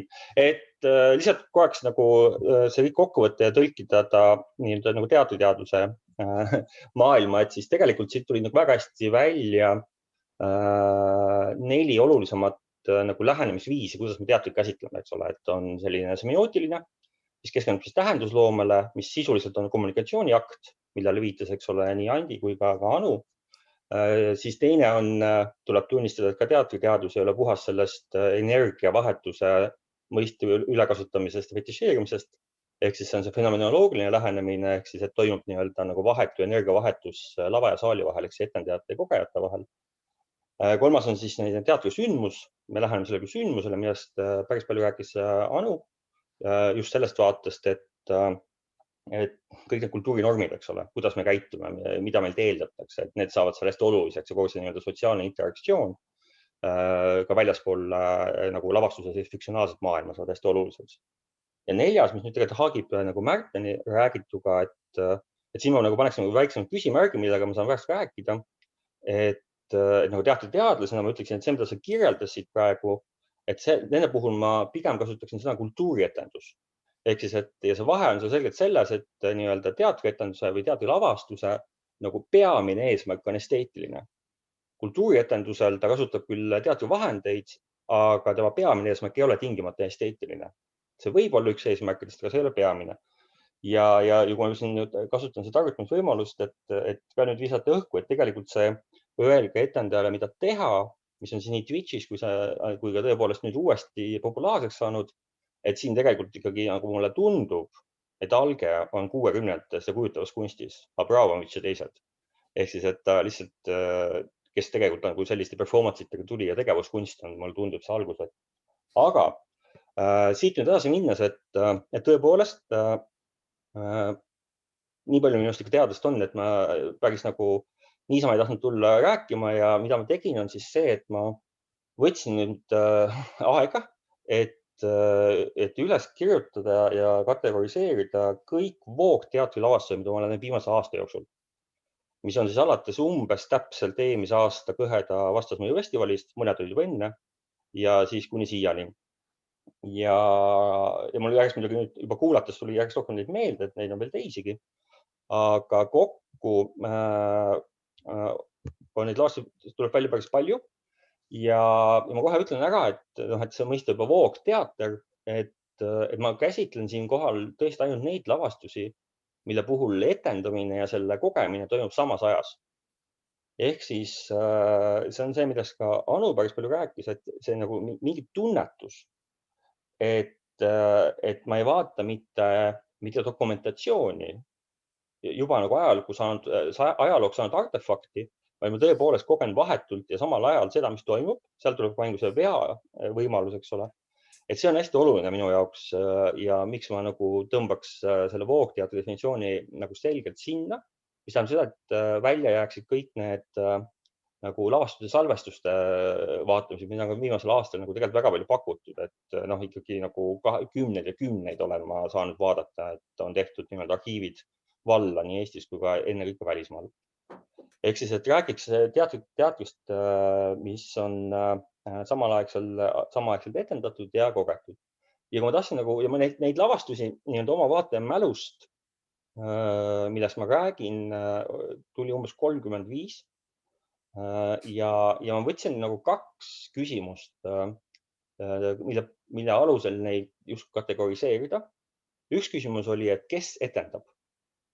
Ja siin oli nagu 3 võimalust. Kas etendab etendaja, kas etendab kogeja või etendab, ma nimetasin seda tingivalt objektiks, kui tegelikult, eks ole, see on küsitav, kuna objektil iseenesest justkui agentsust ei tohiks olla ja ta on pigem nagu taandatud etendaja, aga sellest võib pärast natuke arutada.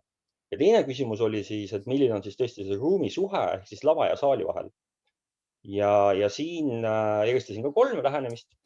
Üks on klassikaline etendaja kogeja suhe, nii nagu ta on ka teatrisaalis, et kuigi siin all ma eristan 2 võimalust, kus kõik etendajad on ühes ruumis ja kus etendajad on erinevates ruumides, etenduspaikades. Siis teine on, kus on nagu nii-öelda etendaja kogeja ühisruum tekib ka virtuaalses keskkonnas. Ja 3. variant, mille kohta küll empiirilisi näiteid on veel vähe, on see, kus kogejad loovad oma ruumi. Ja etendaja roll on seal justkui nagu olematu või vähemalt väga peidetud. Ja kui siit nagu minna, et siis neid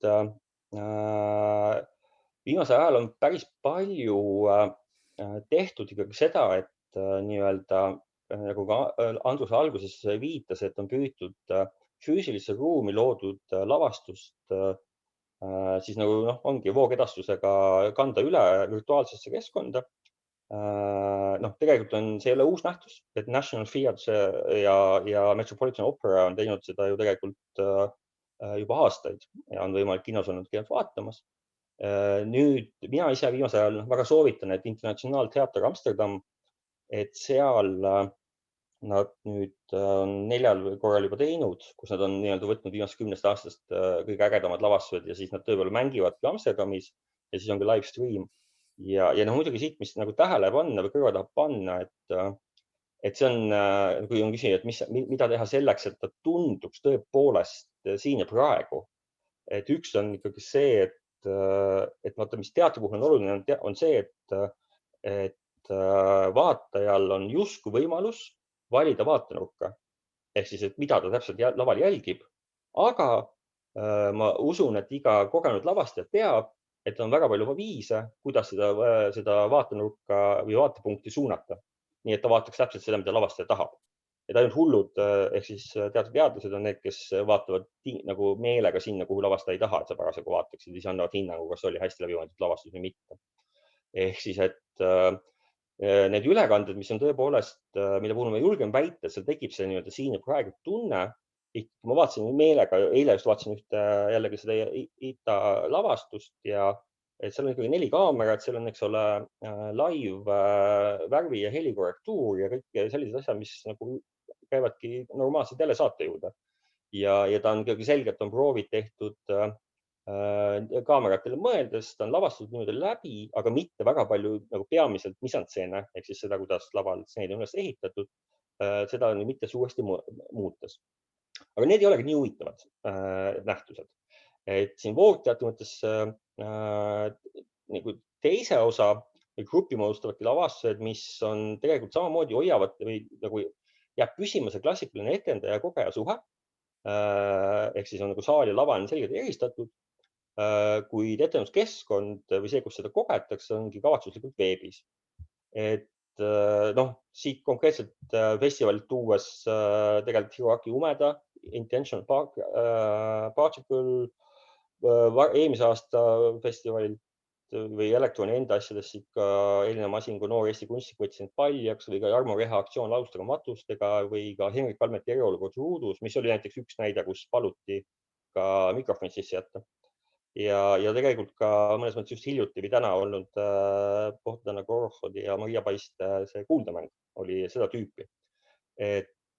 Ja ma olen nagu hästi nõus sellega ja ma tundsin tänavusel sellelt festivalilt hästi puudust sellest, et võib-olla see tõesti Zoomi väsimusest, et enamik inimesed tõepoolest ei pannud kaamerat sisse. Ma ei teinud seda ka ise, ma tunnistan ausalt, sest me ei tahtnud olla esimene, eks ole. Aga mulle tundus ka, et väga paljud lavastajad olid sellest ideesse edasi liikunud. Ehk siis tegelikult, kes on jälginud Elektroni seda keskkonda, siis ta on viimase aasta jooksul nagu vähemalt 2 korral muutunud.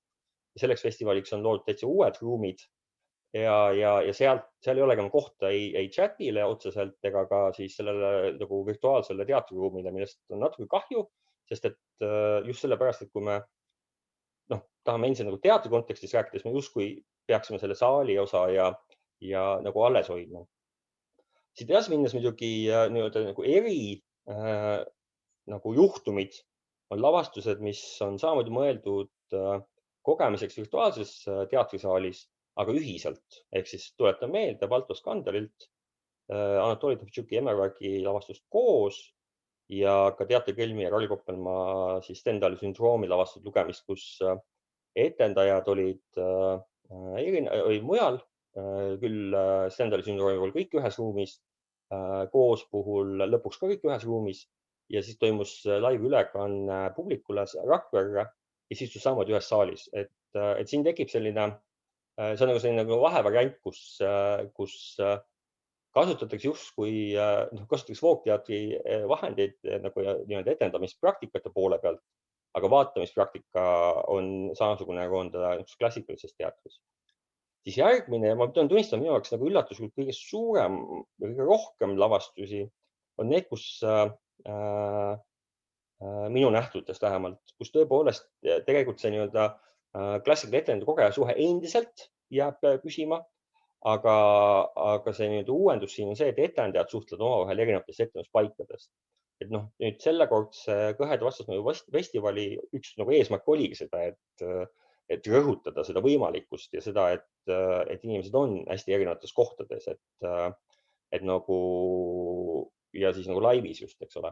Et kui me ütlesime 35 lavastusest umbes nagu on see minu valim, et nendest 9 on sellised, mis siia täitsa nagu sobivad.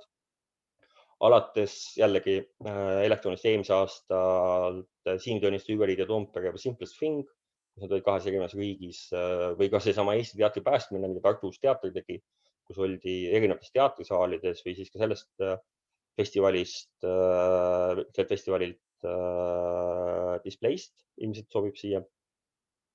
Et nende puhul jah, et tekib see nii-öelda nagu kontakti ülekandmine lisaks sellele, et on nagu etendaja ja kogeja vahel on vahendatud, on ta võiks olla etendaja vahel, mis tähendab seda, et seal jällegi tekib see nagu teistsugune nagu impulsi ja energiavahetuse küsimus, et kuivõrd seda on nii-öelda vahendatud on võimalik teha.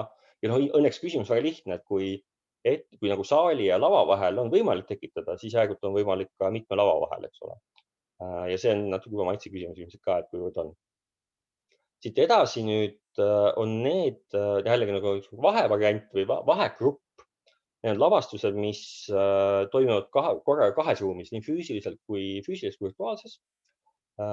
Siin on headeks näideteks kindlasti EMTA magistrantide Kuhu minek, mis kestis siis 99 tundi. Nii füüsiliselt olid etendanud ühes kohas, ka publik käis seal koha peal, aga samale kanti teda siin Elektron laivis üle.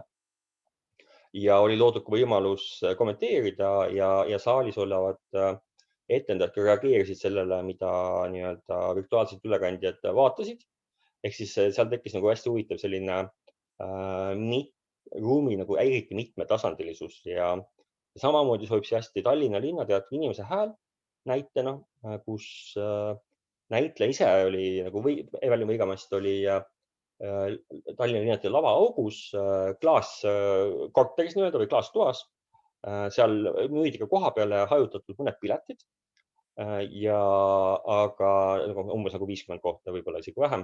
Ja enamik inimesi vaatas seda ikkagi nagu live streamina ja see oli nagu, mis seal oli nagu huvitav, oli see, et tegelikult kuna seal oli klaas pandud nagu etendaja ümber, siis ta oli ära lõigatud või nagu nii-öelda ekraani taga nii nendele, kes olid füüsiliselt kohal, kui nendele, kes olid virtuaalselt seda jälgisid.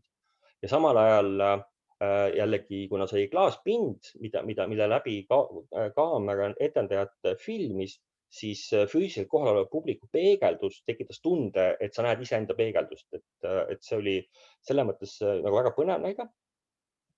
Ja tegelikult nagu natuke teistmoodi huvitav näide siia on veel sellised, kus mingi osa publikust on kaasatud füüsilisse ruumi, aga ülejäänud mitte. Et üks huvitavamaid siit jällegi Electron Live'i keskkonnast on Henry Hütti algoritmide lavastus Killer Image, mis oli ka eelmise aasta viimastel päevadel, kus tegelikult etendaja käis enda füüsilises ruumist ruumi ja muutis seal olevate, kellega kohtas neis ruumides nende inimeste välimust kuidagi, aga tegelikult need inimesed olid nagu selles virtuaalses teatrisaalis. Ehk siis sa nägid seda muutumist ja see oli nagu just nagu see põnev mäng, kuidas etendaja tegelikult võttis virtuaalselt teatrisaalilt nagu tõstis justkui välja, aga tegelikult ta nagu anastas selle teatrisaali ja näitas, et kõik ei ole ikkagi võrdsed, eks ole.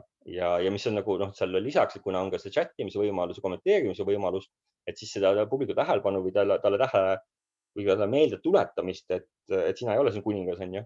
Et selles mõttes oli see Hüti lavastus hästi huvitav. Aga samamoodi ka Coop Squadi Show Me a Good Time, mida nüüd saab näha Teater Treffenel, mis maikuus on ilmselt ülekandena, mis ongi tehtud ülekandena, kus nad ka linnaruumis liiguvad ja mõned suvalised juhuslikud vastulijad saavad nagu päriselt seda kogeda, aga enamik kogevad seda video vahendusel. Siis järgmine grupp ongi see kõige keerulisem see, et kus etendaja on justkui nagu taandanud ja siin tekib küsimus, et kas nagu objekt etendab või mis, et siin samas Liis Vares ja David Jansen kõik loeb reader, eks ole, kus ju väga pikalt on sul ainult see tekst, mis nagu ju ilmselgelt ei trüki ennast ise, aga seal, seal võiks ju küsida, eks ole, et kes see nagu etendaja seal ikkagi on.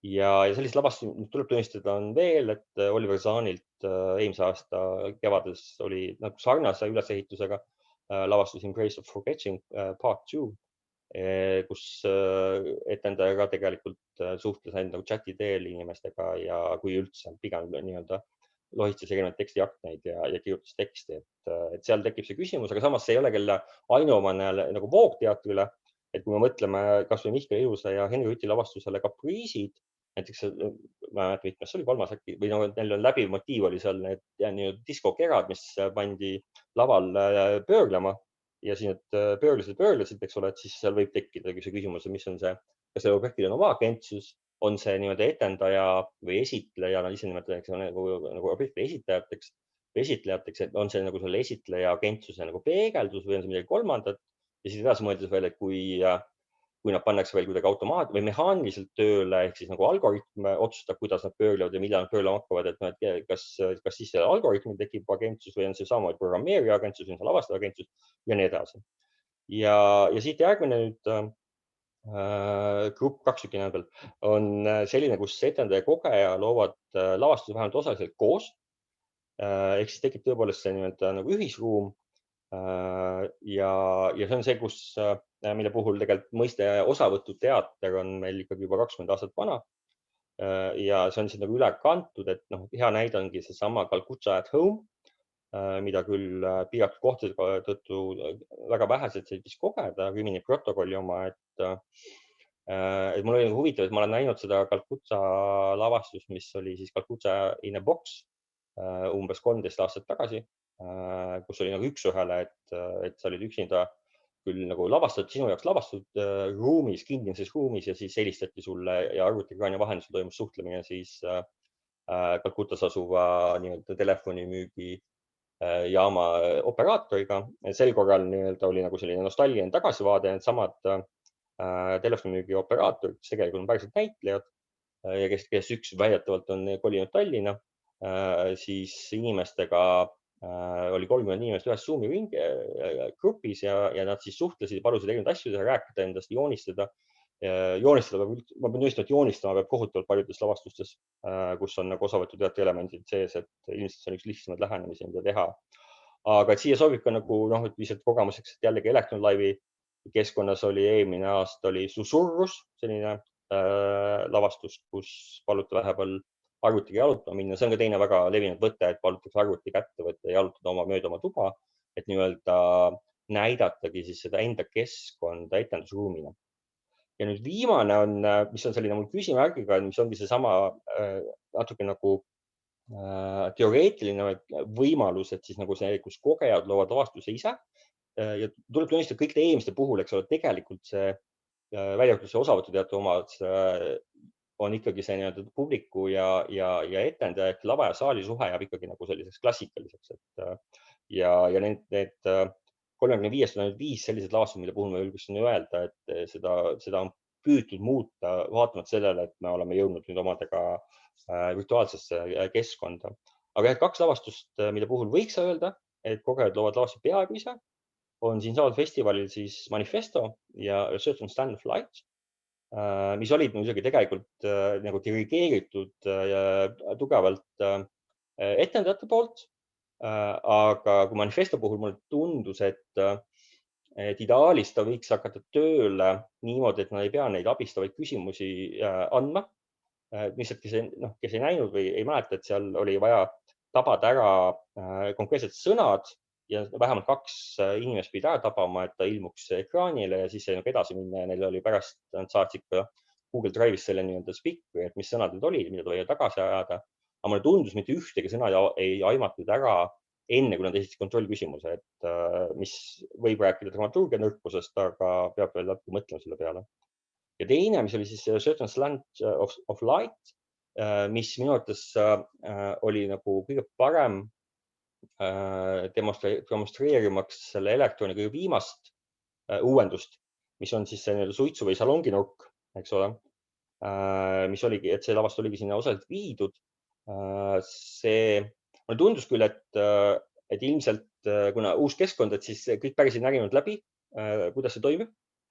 Kuni selleni välja, et ma vaatasin, et seal on, eks ole, see, et sul on oma nii-öelda, see muutub punaseks täpikeseks ja sa saad seda mööda siis arvuti ekraani pinda liigutada. Ja ma vaatasin, et ikkagi väga paljud uitlesid seal nagu igal pool laiali, kuigi seal oli joonistatud 2 ringi ja need 2 ringi, inimene võiks ju, või mulle tundub, et uudisem on see, mis seal toimub ja muidugi toimus see, et heli taust muutus, kui sa läksid ühte või teise ringi. Aga mis on nagu nii-öelda programmeerijatel elektroonis, aga negatiivne oli see, et kui sa olid selle ringis sees, siis kadus selle tekst ära, et sa näid, mida teised ütlesid sulle samal ajal, et see nii-öelda oma teksti kaasaskandmise võimalus ja nagu chatimise võimalus säilis ainult selles nii-öelda ei kellegi maaruumis. Et need on nagu sellised hästi kiiresti nüüd, et tõepoolest jääks ka nagu aega diskussiooniks mõned nagu sellised grupeeringud, mida ma olen saanud kogeda viimase aasta jooksul. Lugege järgmise kuu teatrimuusika kino, seal ma kirjutan selle palju põhjalikumalt ja rahulikumalt lahti. Nii, aitäh, Ott. Ja mulle tundub, et nüüd ma teeksin sellise dramaturgilise liigutuse, et ma annaksin sõna, et ütleme, minna üle vestlusele. Selleks ma annaksin sõna rahvusvahelisse kosmosejaama Andrus Aaslaiu kätte. Et siin võib-olla, ühesõnaga sa ei pruugi lähtuda sellest, aga mulle tekkis selline tunne, et võib-olla oleks hea, kui siia tuleks sisse korraks see nagu tehniliste lahenduste otsija vaatepunkt just selle nurga all, et nagu Ott ütles, eks ole, et on ju muutunud see keskkond ja et sealt on justkui kadunud osaliselt ära publiku kohalolek või siis see ruumilisus, et tegelikult mulle jällegi tundub just, et see mingis mõttes see publiku kohalolek või ruumilisus on olnud see küsimus, mille suunas tegelikult kogu see elektroniprojekt on ikkagi liikunud, isegi kui see vahepeal on mingisuguseid teisi vorme võtnud, et mulle tundub, et Andrus, et see on nüüd nagu sinu valdkond, see kuidagi eeldada, et ühesõnaga see on esimene küsimus ja siis me võime sealt edasi liikuda. Chatist on tulnud ka mõningaid küsimusi, et ma jätan kuskile mingi 5 minutit lõppu, võib-olla vaatame, kuidas areneb nende chati küsimuste jaoks. 5 minutit on võib-olla vähe, aga vaatame. Ühesõnaga sinu käest sõna. Jah, selles mõttes elektroni kunagine postulaat, kui me alustasime aasta tagasi, oli ju see, et create energy transfer between audience and performer, et siis loome seda energiavahetust selle artisti ja vaataja vahel ja see oli ka tegelikult üks põhipõhjusi, miks me ju ei teinud tegelikult eelmise aasta festivali, mis sai siin 2 nädalaga online'i topitud, ei teinud kuskil Facebook Live'is või kusagil sellises väljakujunenud platvormis, sest tundus, et see keel ja see mingisugune fluidum, mis peaks nagu eksisteerima teatris, ei ole nende nagu valmis kujunenud keskkondade puhul päriselt see ja noh, ma vist võib-olla pean nagu Otiga selles mõttes nagu nõustuma, et võib-olla see esimene nagu, kui ei olnud aega üle mõelda, siis see esimene nagu robustsus vastas nagu sellisele teatri narratiivile selles mõttes nagu paremini, et ta oligi nagu teater, ta ei olnudki nagu viimistletud, ta ei olnudki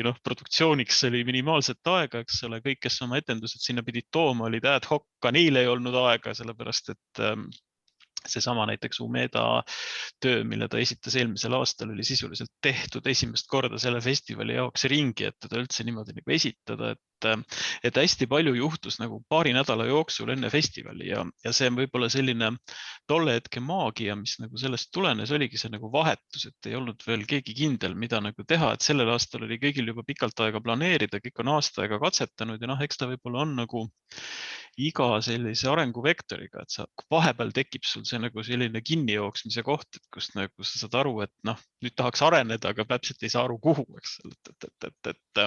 Et võib-olla tegelikult nende online platvormidega on paljudega nagu see juhtunud. Aga kui nüüd nagu minna nagu sellest mõttes edasi, et siis üks nagu asi, mis ma vaatasin ja tegin siin kogu aeg märkmed, kuidas keegi rääkis, oli just see, et ja mis ma tahaks võib-olla nagu kõigilt esinejatelt kord küsida niimoodi ühe lausega või 2 lausega on see, et kui me vaatame täna, eks ole, neid esitusi, mis on Elektron Live'is või kusagil mujal teatri raames ja kõik muud online meediat, mis on nagu, et siis kui me võtame selle narratiivi, et kui me lähme teatrisse versus me lähme kinno ja seesama tegelikult, mida Maike küsis ka chatis või mainis chatis, eks ole, et see vea element, see, et midagi võib minna valesti, see, et sul on luust ja lihast inimesed, kes võivad teksti ära unustada või see nagu ootus, et kas see nagu läheb katki või ei lähe, mida nad seal laval teevad. Et kuidas teie jaoks, et võib-olla ma ei tea, hakkame Andist pihta, et kuidas sina näiteks eraldad teatrit videost, et kui sa vaatad midagi, kas sul on mingisugune nagu atribuut, mille järgi sa nagu tunned ära, et see nüüd on nagu päris ja see nüüd ei ole või et see on nüüd salvestis ja see nüüd on tegelikult nagu vaene näitleja püüdes veebikaamerale oma tantsu esitada ja lootuses, et tal ei lähe sõnad meelest ära. No ega see tänapäeval läheb see eristamine järjest raskemaks, sest ma olen näinud selliseid vahvaid lühifilme ka, kus ütleme, film on nii hästi tehtud, et sa jääb tõesti mulje, et see on nagu vigadega ja kohe sinu jaoks nii-öelda tuleb kuskilt ruumist ja mingi hetk sa saad järsku aru, et ei, see on ikka lavastus või ja väga tugevalt redigeeritud, et ta näeks välja täpselt selline, et ta oleks nagu online. Et selles mõttes see annab alati ka petta inimest. Aga kui inimesel tekib tagasi võimekus, siis sa muidugi enam petta ei saa, siis sa saad sekkuda sinna ja vähemalt sellist tehisintelligentset süsteemi pole veel tehtud, mis inimesi täielikult ära petaks. Või kui ikka seal on nagu, ma olen näinud neid katsetusi, kus nii-öelda multika tegelane räägib sulle ikka vastu niimoodi, et sa nagu tõesti sa ei saa aru, kas see on inimene või on see arvuti. Ja ikka tükk aega kulub enne, kui saad aru, et okei, see ei ole päris inimene. Et eks see suund ka areneb. Aga loomulikult see nii-öelda päris inimese võlu ja selline ehedus, ma ei oska paremat sõna kasutada, et see on ikkagi midagi, mille vastu ei saa. Et psühholoogid oskavad selle lahti sõnastada võib-olla, aga see on see, millest tegelikult me nagu, mida rohkem aega läheb siin selle koroonakriisiga, seda rohkem sa tunned, et sa nagu tahaks seda saada kusagilt, et nii ta on.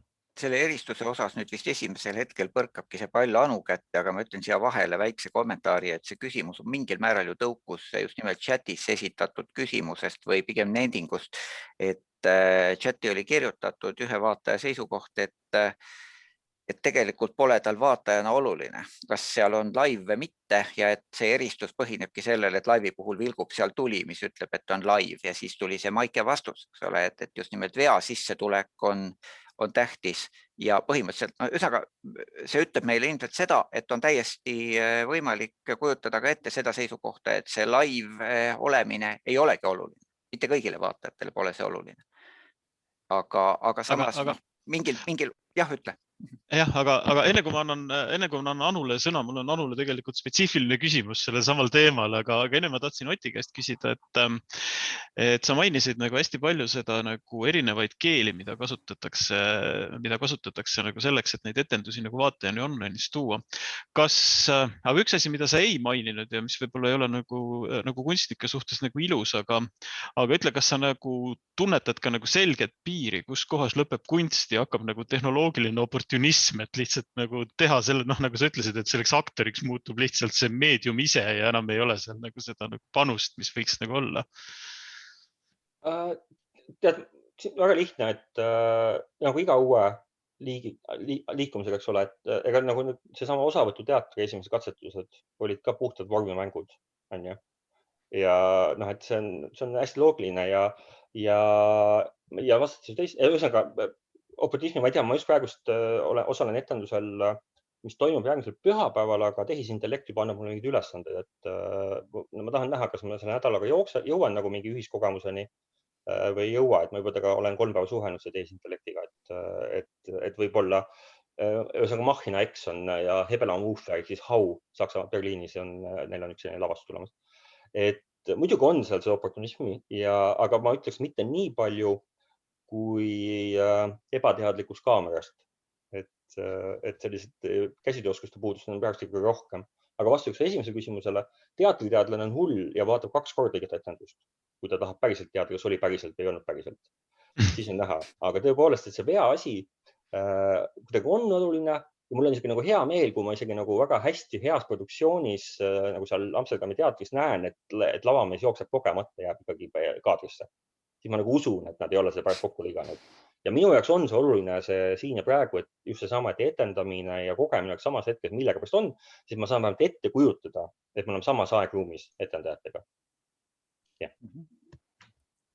nüüd siis Anule kiire küsimus, et meil hakkab aeg hirmsasti peale suruma, aga mis ma tahtsin küsida on see, et sa mainisid korduvalt seda nagu käitumismustrite erinevust, et inimesed käituvad nagu online'is erinevalt, kui nad on nagu päriselus ja ma ise panen seda tähele sellest, et näiteks hilinemised Zoomi koosolekutel, et kui see keegi jääb reaalses elus koosolekule 5 minutit hiljaks, siis see tundub palju nagu sellisem lihtsam nagu asi kui see, kui sa jääd 5 minutit Zoomi koosolekule hiljaks, et võib-olla seal ei ole nagu seda põhjust, et mis ma tahtsin selle kohta nagu küsida, et kui me nüüd vaatame nagu etendust online'is, et see meie nii-öelda comfort zone või see, mida me sealt nagu tunnetame nagu sellest, et just see energiavahetuse moment, et kui me teatris oleme nagu saavutanud nagu selle taseme, kus inimene on laval ja esineb sulle ja sina ei tohiks nagu köhida ja poole pealt ära minna, eks ole, ja temal ei tohiks nagu tekst meelest ära minna keset etendust, et siis kuidas sa näed seda nagu anxiety't nagu online'is või seda nagu pinget online'is, et kas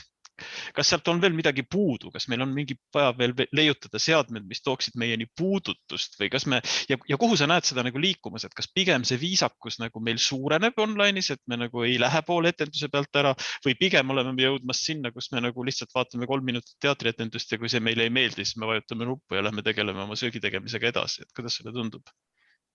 Kui sa küsid minu isiklikku arvamust, siis pigem see viimane kahjuks, sest ja see viimane tuleneb sellest, et teatri või etenduse vaatamine veebis on üks väga paljudest tegevustest, mida tegelikult inimesed veebis teevad ja see probleem ongi selles, et tänu pandeemiale on praktiliselt kõik kolinud veebi ja lihtsalt ma arvan, et inimlikult võttes ei ole seda suutlikkust selle ma mõtlen, kogu minu elu on selles minu sülearvutis, ma suhtlen sellega igapäevaselt inimestega, ma teen sellega tööd, ma tarbin sellest meelelahutust, et lihtsalt puht füüsiliselt ma nagu ei suuda ka enam istuda selle asja ees, ma võin seista vahepeal nagu Märten kõnnib, aga see ei paranda seda olukorda. Nii et ma arvan, et vähemasti mõnda aega tõenäoliselt on see pigem ikkagi see, et me vaatame täpselt, me tarbime nii palju, kui meile tundub, et see meid nagu huvitab ja me ei sunni ennast mitte karvavõrki seda nagu lõpuni vaatama, et ma arvan, et kui sa lähed igavat etendust, mis osutub igavaks saali vaatama, siis täpselt need sotsiaalsed normid, et sa kohe püsti tõused ja välja kõnnid, need tõenäoliselt paljusid inimesi häbelikemaid inimesi pärsivad selleks, et sa selle akti ette võtad, et sa kannatad nagu niheledes vaheajani ära ja siis lähed ära ja siis ka mõtled, et raha sai nagu makstud, et kas ikka lähen, eks ole.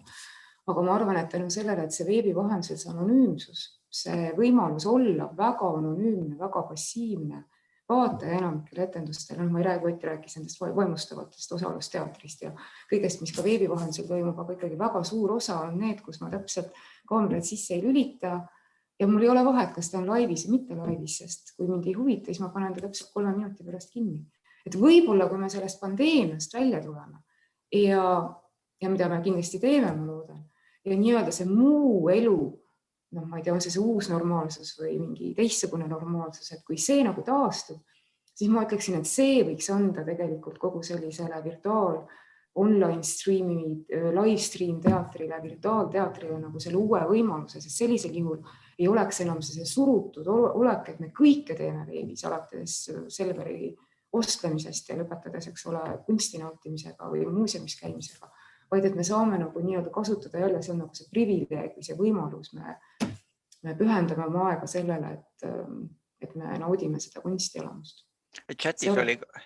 Chatis oli ka 2 viidet, millest üks haakub, et üks viide oli kaamera väsimusele, mis põhjustab seda, et kaamerat sisse ei lülitata, et lihtsalt see pidev kaamera ees olemine ongi ilmselt kurnanud ära väga palju inimesi. Ja loomulikult ka see, et sa näed iseennast, et see on üks põhjus, muidu on võimalik iseennast välja lülitada, seda on võimalik teha, need enamik platvormi seda lubavad, et see tekitab jälle tunde, et aga kui ka sa veel ennast näed seal, siis see tekitab sellise topelt keerulise olukorra. Aga ma tahtsin ühe asja ennem tuua selle vea juurde, et tegelikult see vigade tegemine ja see vahe tegemine hästi kiiresti, mida ka nagu Andi käest küsisid, et kas siis ta on laivis või ei ole laivis ja nagu ka see chati küsimus küsis, et ma arvan, et see ei olegi väga paljude inimeste jaoks oluline praegusel hetkel ja praegusel ajahetkel, sest tõepoolest ja on ka raske aru saada selle sama Liis Oresevi Readeri puhul. Ma mõtlesin iga kord, kui ta trükkis valesti, ja ta tegi neid trükkimise vigu nagu mitmeid. Ma iga kord mõtlesin, kas see on tahtlik või mitte.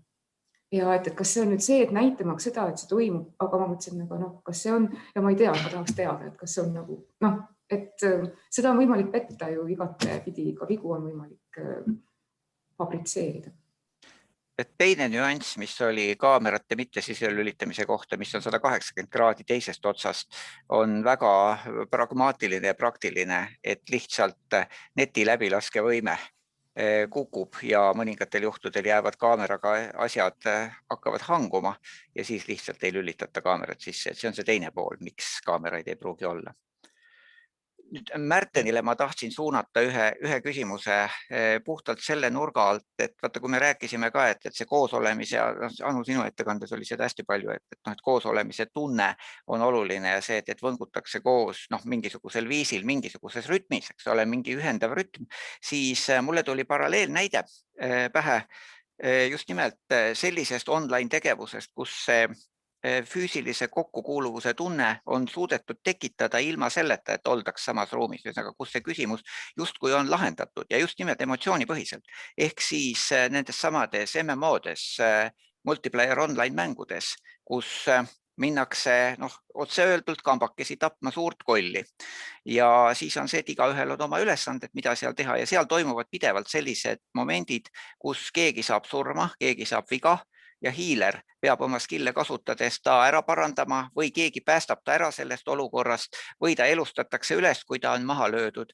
Ja mulle tundub, et seal on kergelt sees see aspekt, et see tekitab sellise emotsionaalse sideme, aga sa elad seda samamoodi läbi. Tähendab ilmselt ka lausa mingil neuroloogilisel või neurokeemia tasemel sa elad seda samamoodi läbi, nagu sind olekski päriselt vigastatud ja see sama seos, mis sealt vahelt tekib, et keegi päästis sind ja aitas ja tegi su uuesti terveks, et see tekitab juba justkui mingisuguse väga selge füüsilise konnektsiooni inimeste vahel ja seose ja ma arvan, et see on ka just nimelt kuidagi kajastub see neurokeemias, mis on sarnane sellega, mis toimuks siis, kui see toimuks füüsilises ruumis.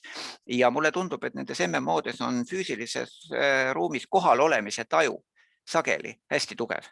Et just nimelt, et seal nagu pole seda probleemi, mida teater praegu üritab lahendada.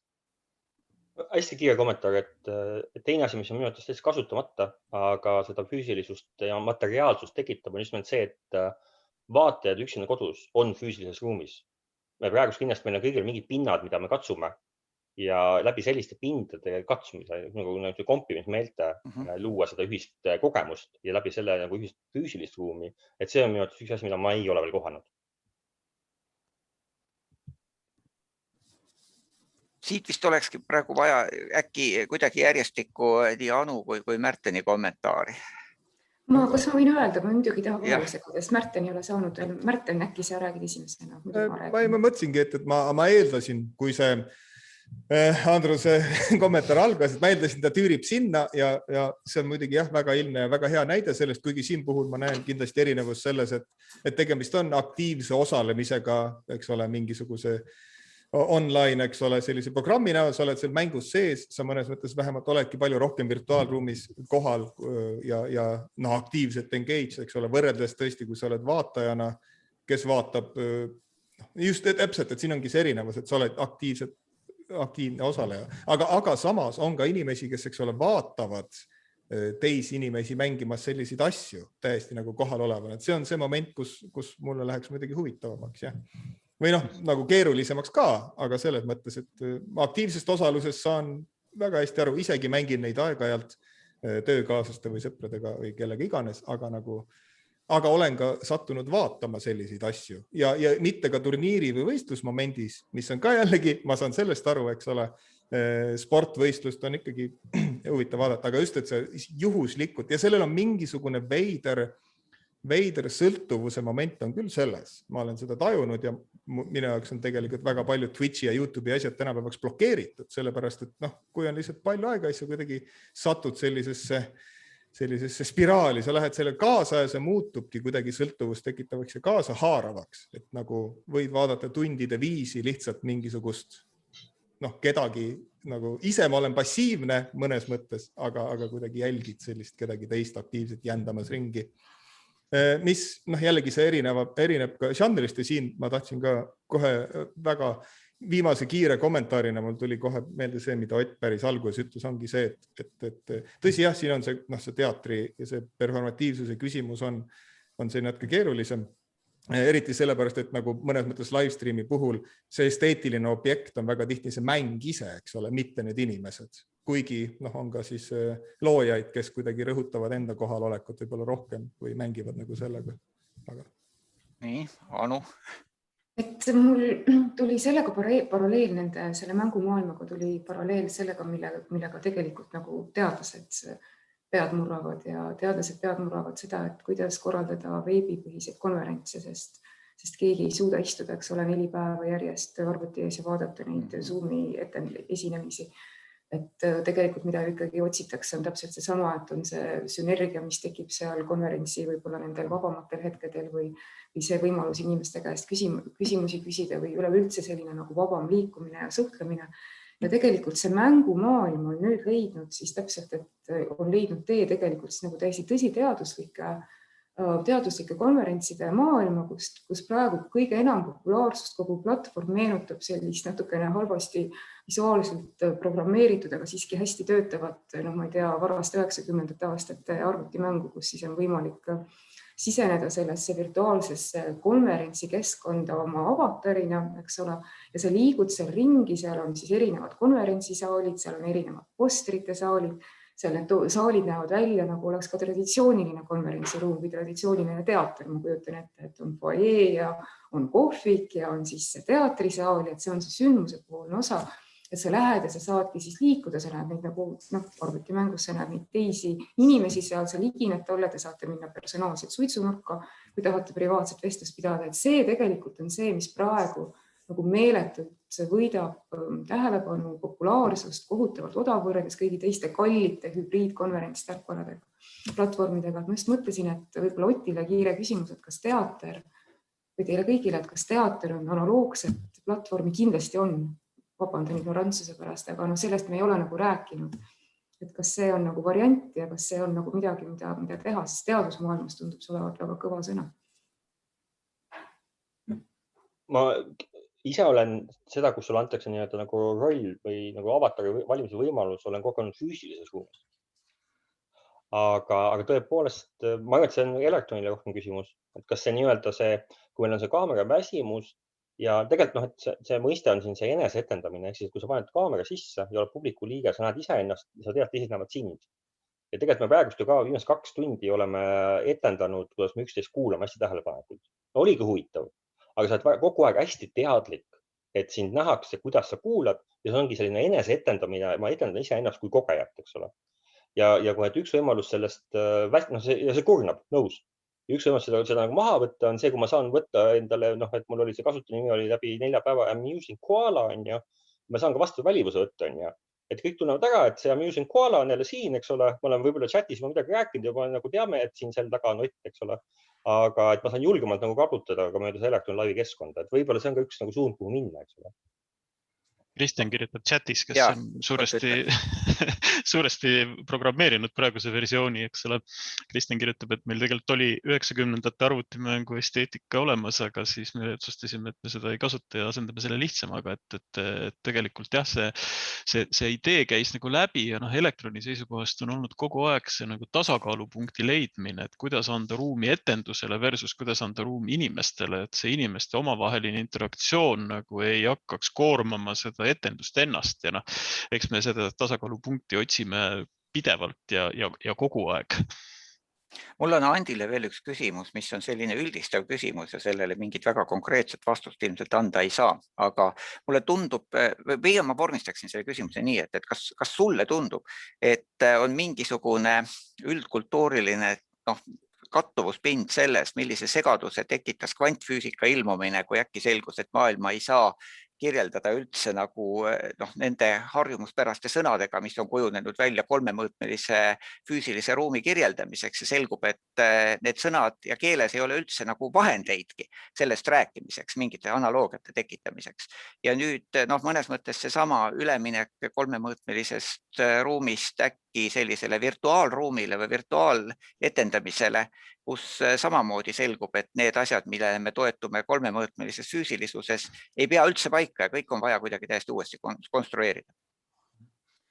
Ja, enne kui ma sulle vastan, ma hüppan korra tagasi eelmise teema juurde. Mul lihtsalt tuli pähe ka selline asi, mille peale ma olen tegelikult nüüd olen mõelnud, eriti Zoomi koosolekute kontekstis on see, et kui meil on füüsiline koosolek või füüsiline teatrikülastus või füüsiline kinoskäik, siis mis eristab teda hästi oluliselt online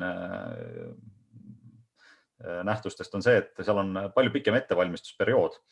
Kui me lähme teatrisse, me lähme kohale füüsiliselt ja me kogu aeg tegelikult valmistame ennast mentaalselt ette selleks protsessiks. Ja tegelikult me alateadlikult näiteks koosolekule minek, sa tegelikult võib-olla teadvuses ei mõtle selle peale, aga tegelikult sul kuskil ajus toimub mingi protsess, mis kogu aeg valmistab sind sellest koosolekuks ette. Kui sa kohale jõuad, siis läheb see nii-öelda lahti. Zoomiga on see häda, et me jookseme arvuti taha, logime sisse viimasel hetkel, et me tegelikult on täiesti ette valmistamata selleks, kuigi me võib-olla kulutasime eelmise päeva, et selleks ette valmistada, aga see protsess jääb ära, mida me oleme nagu füüsilises maailmas harjunud tegema, et see on ka võib-olla selline, mida tuleks mõelda, et kuidas võib-olla see sama virtuaalne reaalsus on üks võimalus, et sa lähed sisse sinna, pead kõndima oma tegelaskujuga kuhugi ja sa nagu näed teisi tegelaskujusid, et kõik on võib-olla midagi, tekitab meil mingisuguse sarnase ettevalmistusprotsessi ajus. Okay. Nende asjade peale me ka oleme pidevalt mõelnud, just nimelt see sisse sulamine. Aga jah, nüüd see suur üldistus, kusjuures mul on väike, ma ütlen hetke veel ühe asja, et mul on väike hirm, et kell tiksub 17.58 peal, et kui nüüd juhtumiselt Zoom kukub kell 6 kokku, siis ma ei jõua teile öelda aitäh kõigile. Ma ütlen selle igaks juhuks praegu ära, aga kui mul jääb aega, siis ma ütlen seda veel kord, aga nüüd ühesõnaga see üldistav küsimus. Ja ma vastan väga kiirelt, et võib-olla see kvantfüüsika ei olnudki selles suhtes nii, sest see on niivõrd veider ja erinev ja tal ei ole sellist, ütleme, keskmine inimene ei adu seda nii hästi, et võib-olla mingid teised nähtused füüsikast on võib-olla isegi rohkem mõjutanud. Sama, mida sa mainisid, see nii-öelda mitmedimensionaalne maailm ja holograafia ja need võib-olla on isegi meid selles mõttes rohkem mõjutanud, kui see nüüd konkreetselt kvantmehaanika. Selge, kuulge, aga nüüd ma näen, et kell tegelikult ütlebki meile, et me võime enam-vähem need raamid siin kokku tõmmata, kuigi absoluutselt selge on see, et nende teemadega mul on terve mitmed leheküljed küsimusi, mida ma oleks tahtnud küsida, aga vaatame, võib-olla saab selle materjaliga mingisugusel viisil midagi edasi teha. Väga suurt tekstit välja käia ei taha, aga ma mõtlen natuke selle peale. Igal juhul jah, ühesõnaga väga-väga suur tänu, et te tulite. Asi läks ikkagi selgelt teoreetilisest kanalis palju kaugemale, kui oleks saanud minna ainult siis, kui me siin elektroni sees oleks ainult arutanud. Ühesõnaga, see oli väga hea edasiarendus. Aitäh! Suur tänu kutsumast, väga põnev arutelu. Suur tänu tulemast. Olgu, ja siis ma ütlen nägemist kõigile praegu. Aitäh!